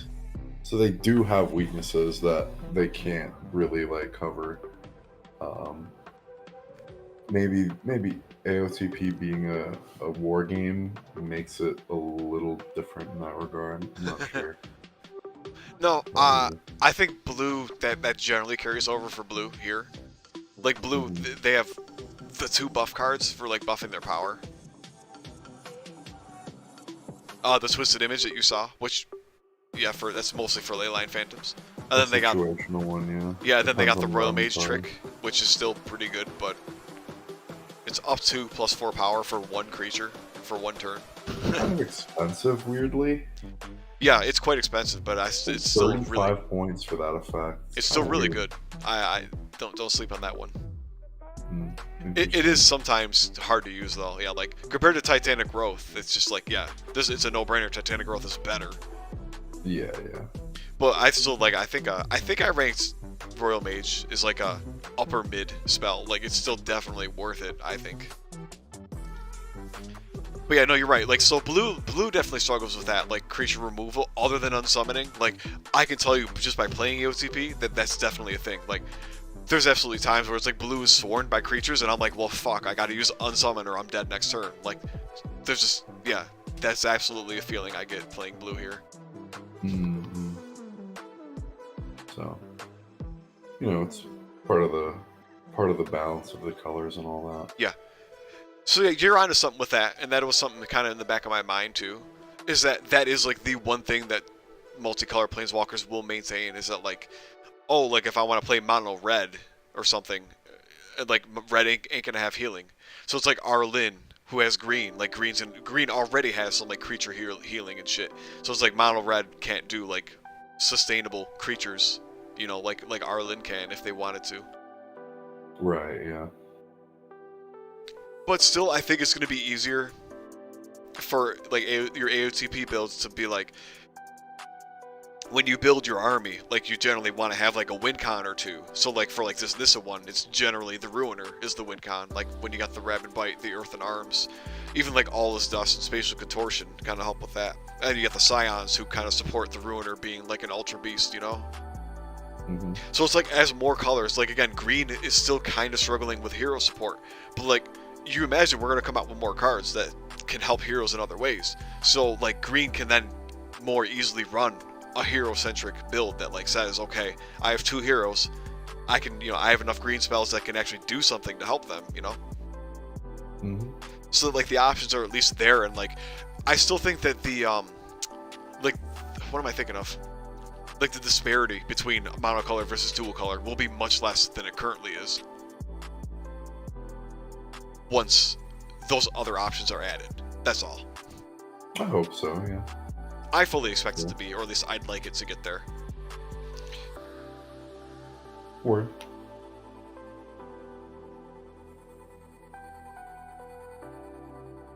I mean, I'm excited for the prospect of getting to having a Planeswalker for every 2-color combo and seeing how that goes. Wait, a Planeswalker. Sorry, what was that again? For each 2-color combo. Oh yes, yeah. Like there are the 6 that we don't have yet. Yeah, what are we missing? Green, white, white, blue. Yeah. Blue, red. Yep. Green, black. Yep. Blue, black. Yep. And black, red. Oh yeah, black red, dude. I want to see black red personally. Oh my gosh. Yeah. That sounds like fun to me. Yeah, that'll be a cool one. What's the potential for kill? I'm working on like a Rowan and Will type of like how they would work together. Which would be cool to have like two different planeswalkers that like kind of have like a bonding thing or like work together. Yeah. Oh, I love that, dude. That would be so cool. For them, I'm just trying to keep their abilities like simple and clean. So like she'll probably have like first strike or something, and that's probably like pretty much just first strike and the bonding, and then he'll have like the bonding and some other ability. Interesting. Just keep them simple. How do you envision that working? So here's my first thought. I'll just quick rundown for like how I think I would attempt to do it is I would just give them one army card and just call them like a planeswalker squad, quote unquote. But yeah, it's like the only problem with that is, right, like you can't distinguish their abilities from one another. So it's like if you want to have like some fire related ability, well, it's like then they both could technically use it. But anyway, like so like what would you do? Like your idea, what would like would you have 2 army cards or something? Like what's the deal? I might do because I want to keep them separate. I want to make Rowan a melee figure and Will a ranged figure. Yeah, that would be cool too. Just to emphasize that they're different. Yep. Yeah, I got that impression, right? The fire chick has like a sword, right? And the other dude like shoots ice. Yeah. Yeah, I got that vibe from reading about them. Yep. And that could lead to some cool gameplay. So does that mean, right, then you would make Rowan is the lady, right? So like you would make her like she would be a red planeswalker and then make the other guy a blue planeswalker? Mm-hmm. So then how do you balance like their point costs? And then like and then drafting them both, you know what I mean? Tough. Yeah.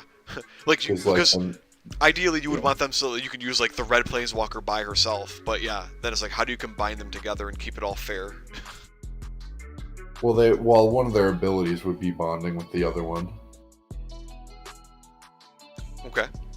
And then it would like, but it would have to be worded in a way that like you know summoning still works the way it's supposed to in that. Yeah, that's Although you could definitely summon through either one, which is part of the utility aspect of them. Yeah, I haven't read the rules actually, because the rules, last I remember anyway, the rule book always assumes you only have one planeswalker. Actually, I correct myself. I'm pretty sure the rules say you may only have one planeswalker. Like, it specifically states you can have one and only one planeswalker in your army. But I mean, I don't mind like ignoring that rule. Like, we can fuck them, you know, fuck that rule. I mean, we could use double face technology maybe. What do you mean? If that is intractable. Wait, what do you mean double face? Like like a double face card? Like, yeah, I guess. Huh. Put one on one and one on the other. Well, I don't know how that would work, but no, honestly, I would prefer your method. Like, I think the first two ways I think of when I think of making these guys is what I said. Like, you either put them both on the same card, and like therefore, unfortunately, you don't really distinguish between the two. Like, they both have the same exact powers, the same exact range, whatever you decide that to be. Yeah, or you give them each a different army card. But yeah, then that also brings up, how do you cost them? Like, because I would assume you want them, you know, to be used independently, but maybe you don't. Like, maybe you make one have like an army card cost of 0 or something. But like, one of the abilities on both of them is like what you said. It's like some kind of bond where it's like, you can take a turn with both of them, but then like it also says like, oh, like, you know, what's his name, like whatever, one of them, Will or Roan, one of them has the ability, and it says they can't be drafted unless you have the other one in the army, you know. Right. But then that at that point, then they are like effectively a squad, because it's like then you never use one without the other. Which is partially the intention, I'm thinking. Yeah. Yeah. In my mind, like, if I could, because if they're both cheap squads, like 350, what's half of 350? Like 175. Yes. Yeah. So like, all of a sudden, green or blue and red have a 175 cost planeswalker, and then they can fucking load up crazy armies with like both Eldrazi heroes or some nonsense. Well, it depends how squishy they are, though. Because mobility is a thing. Yeah, true. You forget, like, you get Evasian or like the core captain, like 6 move and flying. Yeah, that's an assassination mission in my mind. Word, yeah. Although that's probably avoidable. Yeah, again, like you said though, like if you stack enough creatures, like you just put a bazillion creatures around your planeswalker, and then it's like impossible for them to get to your planeswalker in one turn, and then they die in a turn or two. Yeah, that's a good point. Especially on like a small map. That's what I did to shot. Like, it's pretty much what I did against the Ruiner here with Nissa, or with Chandra/Nissa. Like you if you weren't paying attention, but like I kept like all my figures adjacent to me as Chandra, so that way like the Ruiner couldn't get to her. The Rakers, well, they did get to her one time, and that one time bit me in the ass, unfortunately. But like in general, like I think Chandra was only attacked in melee by one figure, by that one Raker. Every other time they had to kill Phoenixes, and I was repeatedly rebirthing the Phoenixes, you know. And then the stupid ass 10-point guy also took a couple attacks. So yeah, body blocking is a real thing, dude. It definitely works to an extent in this. Yeah, that's the chess gameplay right there. Yep. But yeah, so back to the point of, right, if you make them 175 points, yeah, my first thought is, yeah, it's an assassination mission, assuming that they're probably going to be like 5 life, 4 toughness, like definitely not as hard to kill as most planeswalkers. But yeah, then the other half of that becomes, well, that means they have more creatures to use as just like flat out meat shields. So good luck assassinating them. Yeah, true. Yeah, there's a lot of parts of me though that number one, okay, I mean, I'm going to talk about why I think planeswalkers are costed the way they are. But like, I think most of the planeswalkers are 300 plus points, because like when you think of like the 200 point deck, I usually just assume that the 200 points from the deck is just part of the planeswalker's cost. Because like none of the planeswalkers are powerful enough to like, if you're playing Hero Escape with no spells, like there's no way they're worth 300 points. They suck, you know. Word. But if you subtract 200 from like all of their point costs, like even you make Nissa a 130 point like range figure, like that's pretty much on point for her if you think about it. Yeah. So like in my mind, like if I were to develop a planeswalker, like I would generally say, okay, like whatever their point cost is, if they were like a hero creature or like a regular figure, just add 200 to it, and that's probably what they should cost. Mm-hmm. Yeah, so then like, what if the twins, like if you only have one twin, they have like less points for their deck? That could be interesting too, yeah. That's one way to do it. I don't know, dude. Yeah, I don't know. It's kind of a nightmare. It's a nightmare to think of, right? If you want 2 separate army cards, how do you make that mix? Especially in the case where you want one to be able, like if you want to just use one as only your only planeswalker and not combine with the other one. Yeah, that's kind of a logistical nightmare almost with AOTP. Well, in terms of making the gimmick work, I figure the way to do it is to just play test it and make sure that they work together, because that's the gimmick. Yeah. And then from there, figure out what the solution on their own would be. Okay. You know, I do them both at the same time. Like, yeah. I think, yeah, definitely, like, their main gimmick, I agree with you, should be that they're, like, the tag team. You know, one's red, one's blue. Have fun with them. Like, they're going to be a very unique Planeswalker, or Planeswalker group, I guess, amongst the Planeswalkers. Mm-hmm. But yeah, I personally wouldn't want to get far into developing them, unless there's, like, a solid plan for, like, if you want to use just one and not the other. Right. I mean, you know, the emergency situation is just saying you can't do that. Yep.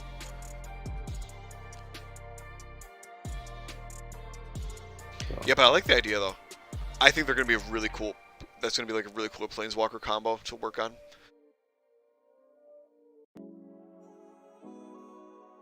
I mean, I have the figure, right? So might as well use it. Oh yeah. Dude, I 100% want to get their figures and want to develop. Like, even if we don't do it within, like, the whole, the PAC customs group, I totally want to do it, like, just for myself. Because, like, that just sounds so tantalizing. They look so cool. Yeah, and to have, like a 2-man Planeswalker thing going on. Like, it's got to be a mechanic. I want to see it. But it's got to be fair and balanced, which is just going to be the, the fun part to figure out. Yeah, well. I mean, one day we'll play some actual duos. But before that, we have to do hack duos with fucking the twins.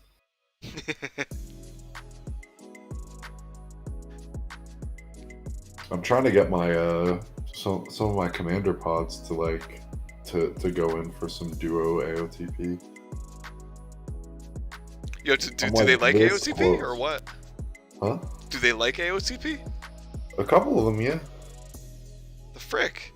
But they don't want to play. This close to having a pod that I could do that with. Yo, that would be freaking sick.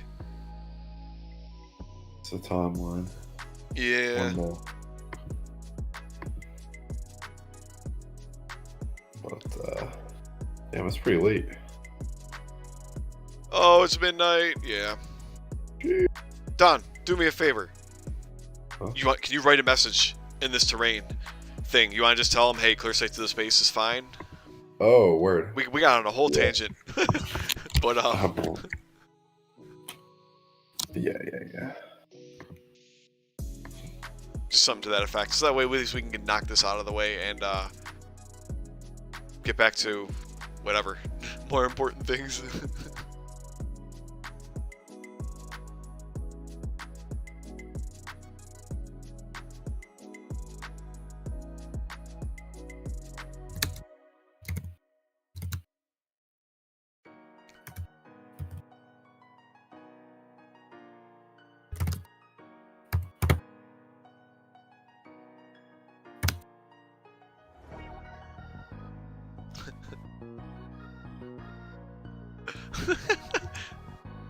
We are chillin'.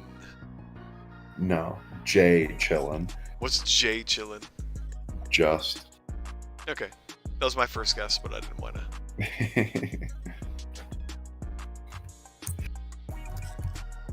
Sound like a fool. Not be caught up with what all the cool kids are saying nowadays. Yeah, well, I'm the coolest kid, so you only have to listen to me. A card that breaks our mechanics. Oh gosh. Alright, sir, yeah, it's definitely bedtime for me. I'm impressed, though. With all these customs here, like, I feel like everything seems, like, really on point. Dude, we're getting there. We got some good fucking design chops.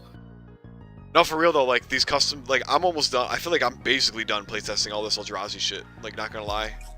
I feel like it's in a pretty good spot. All this dust feels really good at 35. Breakers feel pretty good as long as it's a permanent exile. Like, I think it feels good. So, Yeah.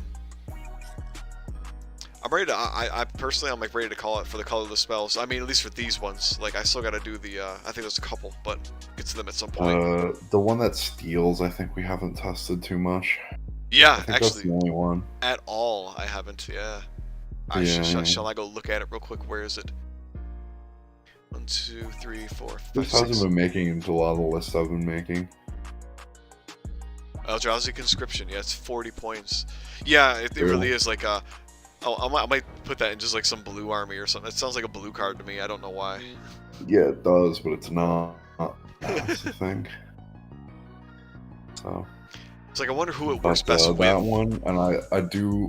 One of these days, I want to do the full white hero play test with that cleric or whatever. Oh yeah. And the goblin hero too. Those two I haven't seen much. Oh yeah, dude. I'll play. And, dude, we gotta play those and then use some spells. Cause like I've played have we done any fucking black playtesting? All I can think of is the goofy zombie or spirit or whatever that like sits on an army card like the Viking champions. Is there anything else besides that? I haven't done any. No. You know what we still need to do, and maybe if you want to think about this on your own time, That's the only black thing that we have, really. There's 3 black spells, or wait, 3? There's 5, isn't there? 5? I gotta look. Hang on. The only black creature. Yeah, there should only be 1 creature of each color, other than colorless, because we're injecting a shit ton of colorless. Yeah, there's 1 creature of each color, or 1 card, I should say. Yeah, I guess you're right. Everyone's getting a hero except for blue. Blue's getting a squad. Yeah. Fair. Okay, but the black spells, so speaking on this note before we go, Oath of Liliana, I'm pretty sure Luke and definitely I am as well, but we're both like rather unsure of this Oath of Liliana card.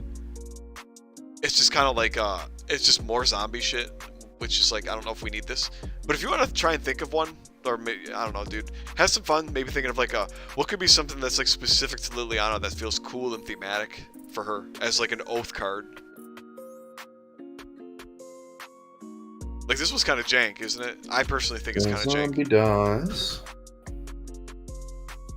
It has a 25% chance to come back. That's a 20. That's 20%.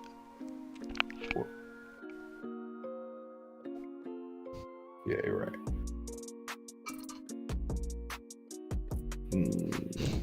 And there's that place. Oh, that's on an empty space adjacent to.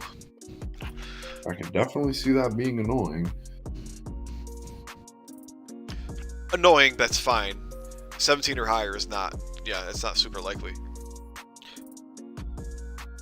So, all right, maybe let me explain to you what's going on here. So this can affect any zombie you control, right? I think is what it is. Right. Yeah, a zombie. So this is Ghoul Vanguard plus Vanguard. Yeah. So Ghoul Vanguard versus zombies, and then the Blighted Reavers. That's all the zombies. That's 7 of them total. So you play the zombie tribal, right? You basically get 7 rolls. At some point, like, you're probably going to be 7 rolls. You expect at least one of those to succeed, right? And if one succeeds, you then get another roll. So probably 2, yeah. Yeah. So I would say on the average game you're getting 8 rolls. So yeah, I would say right. And if you get 2 successes, then you're getting 9 rolls. But I'd still say, like, out of 9 rolls, you're probably only succeeding 2 times, right? Like, that's on a good day. Yeah. So it's like 2 successes. So it's like, does that? I don't know. That doesn't feel that bad. It's just the zombies. Like, Black already has Rise of the Dark Realms, which brings back a figure. Not only zombies, I guess. the rest of the zombies already come back on their own. It's like, do we really need another zombie resurrection thing? I don't know. Yeah, that's the kind of thing where once you have a critical mass, like you just can't stop it. Like if there's enough things that revive things, like you can kind of go infinite. Yeah. Like Magic has a lot of infinites, but I don't think that this game should. I don't want to. I don't expect this. I think that should be avoided at all costs. Yeah. That's something that could come with like with the exiling creatures. Like as we add artifacts and whatnot, like that becomes a little more likely that we eventually accidentally make an infinite combo. We'll see. Nah, but like when we have like exiling figures, which I think we should add eventually as well. I think infinites should hopefully be less likely. Word. Like I think Luke also says this, but I'm pretty sure like we don't intend to have like a lot of cycling in and out of exile, although we do have a little bit of that already. Like this is like the major expansion that's introducing exile, and like there might be a couple other things that play with exile, but like it's not going to be like a, it's a big focus on this expansion, which isn't even like, it's really not a massive focus, but you get what I'm saying, right? Like this is like a core feature of this expansion. Yeah. It's like the exile, and it's like not even like, it's like 20% of the set on top of that. So it's like, we don't really intend on messing with exile as far as like returning from exile. So I think if we were gonna deal with like exile loops or whatever, or I mean infinite loops, that exile is gonna be the answer to that for the most part. That's fair, yeah.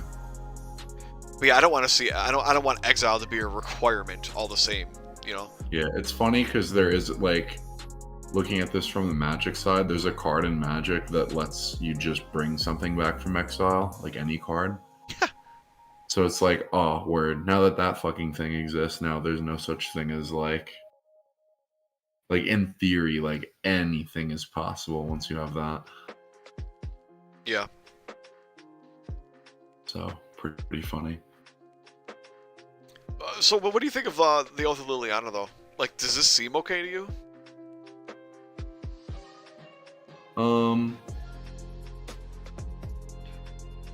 Yeah, because just to repeat that Luke and I, at least I know I'm not, but I think Luke was also like, he and I haven't talked about this card in months, I think, but we weren't like super sold on this. Like this is just kind of like we thought of this on the spot and we're like, we'll come back to it at some point because it's not really like we think it's interesting. We could do something. It's interesting and worth a try.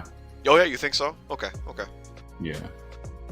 I mean, it definitely is a Liliana thing. Yeah. It's funny because the idea with these is that they're for like they're for like the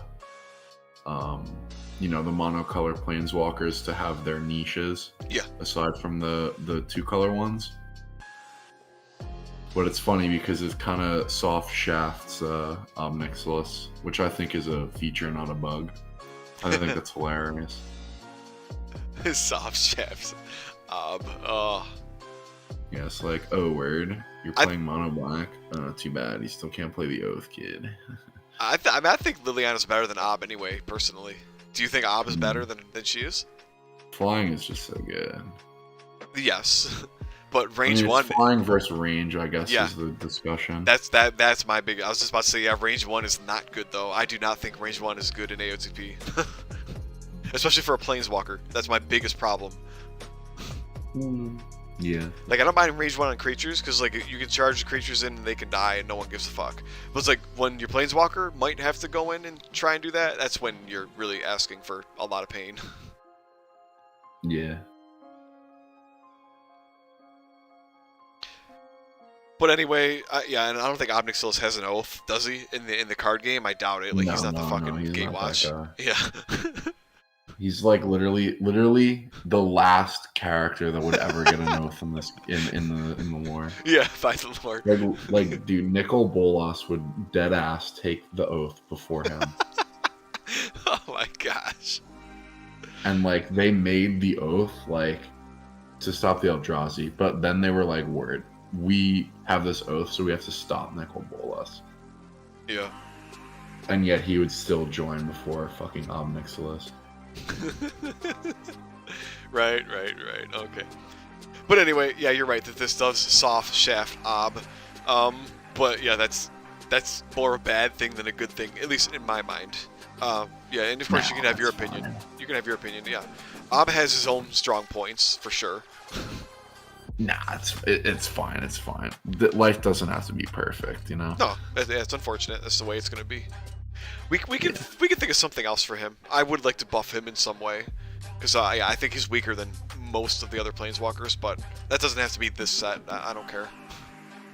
Word. I mean, can we call him a demon? Like, is that like a classification that he has? His classification is Omnixilis. That's his that's his creature classification or whatever. Like, so Nissa is not an elf in this. She doesn't have that on her card in this. Yeah. Unfortunate. Yep. So like it literally might come down to, oh, if you have an Omnixilis Planeswalker, do this with this creature, or something like that. It's gonna have to be like a legitimate call out. Mm-hmm. Or it's gonna be something that like synergizes really well with at any price or flying for some reason. But the problem is the Restless Zombies already synergize with at any price. And with flying, frankly. Yeah, and in some ways, you're right, flying. Yep. Like that time where you were just fucking flying around the map and letting your shit respawn. Yep. Yuck. Yep, and that's one more reason why ranged Planeswalkers are just so much better. It's like this, you don't have to deal with any of that shit. You can just walk around and shoot Omnixilis to death. Man. Alright, but anyway, if you're happy with Oath of Liliana, then... I mean, I'm willing to test it, but I'll brainstorm some other things. Because I was also thinking about, like, what a Liliana 2 would look like. Yeah. Because, I mean, we have, like, there is a Jace 2. We have Gideon and Nissa 2, so... Chandra is probably coming with Kaladesh. Chandra and Liliana 2 are in the pipeline. Yeah. I'm pretty sure the plan is, and we can talk to Luke, but at least in my mind, the plan is Chandra 2 comes in Kaladesh, and then Liliana 2 comes in Amonkhet. Bet. I could see that, yeah. Yep. I'm pretty sure that's what Luke said too, because like Liliana has like her she meets one of the whatever the demon things are that like have her soul or whatever there at Amonkhet. I think it's no, it's not the last one, but it's like it's one pretty of them. Much the last one. Yeah, it was one. It's the most memey one. Okay, but like yeah, one of his focuses was gonna be like her, somehow related to her in that set. So I was like, sure, dude. Sounds good to me. The meme when the set dropped was that so first of all the demon that's on Amonkhet is like the best one. Isn't it like a crocodile or something too? The Innistrad one is the best one. Oh, okay. It's in fact so much the best one that it's banned in pretty much every format. So the one on Amonkhet is the best playable demon. Okay, gotcha. The other two are dookie ass. But like the one on Amonkhet is like really good, and the one on Innistrad is like busted. Okay, yeah, they already came out with Innistrad, and that's been missed at this point for AOCP. No, for sure. So the Amonkhet one, right? Yeah. So he so Nicol Bolas is like, bet this is my plane, so like everybody who's not on my side can get fucked. Yep. And this demon's like, oh, dude, like, I'm cool with you. Like, you're chilling. I'll help you. So, the demon's whole job, like, when, like, Nicol Bolas's Doomsday comes, is he does this, like, ritual to turn the river into blood. I remember that. Yeah, I remember some of that anyway. Yep. Yeah. And then, so he's like, oh, bet. Like, I did my thing. Now I can, hang out, jerk off, and enjoy the apocalypse. So he's chilling, and then the Gatewatch rolls up, and Liliana's like, oh, word, you turned the river into blood? Check this out. And then she brings 14 crocodile zombies out of the blood river and just rips him apart. Okay, I vaguely remember, the river thing, and then I remember crocodiles somehow, but yeah. Wasn't the dude a crocodile, though, or no? Huh? Was it the dude? The demon thing? It was just like some demon. That's all. Okay. Yeah. She just summoned a bunch of fucking crocodile zombies to rip him to pieces, and then Jace was like, "Holy shit!" Oh my goodness. Okay. All right. Yeah. So this was the hold on. This was the meme card that they made. Hold on. 24 fucking crocodiles. Hold on. Where's a good place to put this? We don't really have like a memes chat. Everything else. Just put an AOTP, dude. Who cares? I don't know. Yeah, put it wherever you want. I just put an AOTP discussion, honestly, but. Weird.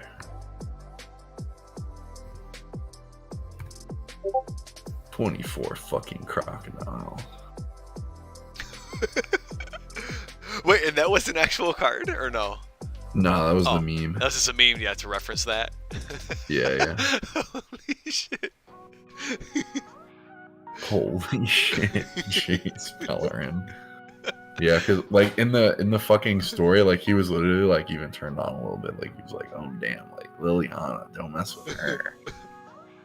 Yeah, he likes his powerful women. I see. Okay. Yeah, it was like there was literally a line of like, "Oh, like Jace saw this fiery passion like once long ago on a date in Ravnica or whatever." Okay. It's like, come on, dude, what are you doing? 24 fucking crocodiles. Yeah, so we need a crocodile zombie hero that we can resummon with this oath, basically, and then we can have that happen 24 times in the game. In Among Cat, we're gonna have to have a crocodile common squad, so we can purchase 24 of them. Yes, that's exactly what we need to do. Yo, dude, if we could make that work, I'd be down. But I don't know about 24. 24 would be 24 fucking to emulate it, to be like maybe you have like 9 something like that would be cool. We need Heroescape maps with 24 starting hexes in order to hold this fucking black army. Oh gosh, that's too funny. Well, all right, sir. I'm definitely if you're happy with Oath of Liliana, I don't mind giving it a go. Yo, one of these playtests, yeah, we'll break out. Maybe we can playtest Oath of Liliana. Oh, except our freaking black dude isn't a zombie, so that's ass. All right. Whatever. We'll play goblins. We'll play something. Yeah. Anyway, dude, good chat. Have a good night. We'll chat another time. Take it easy.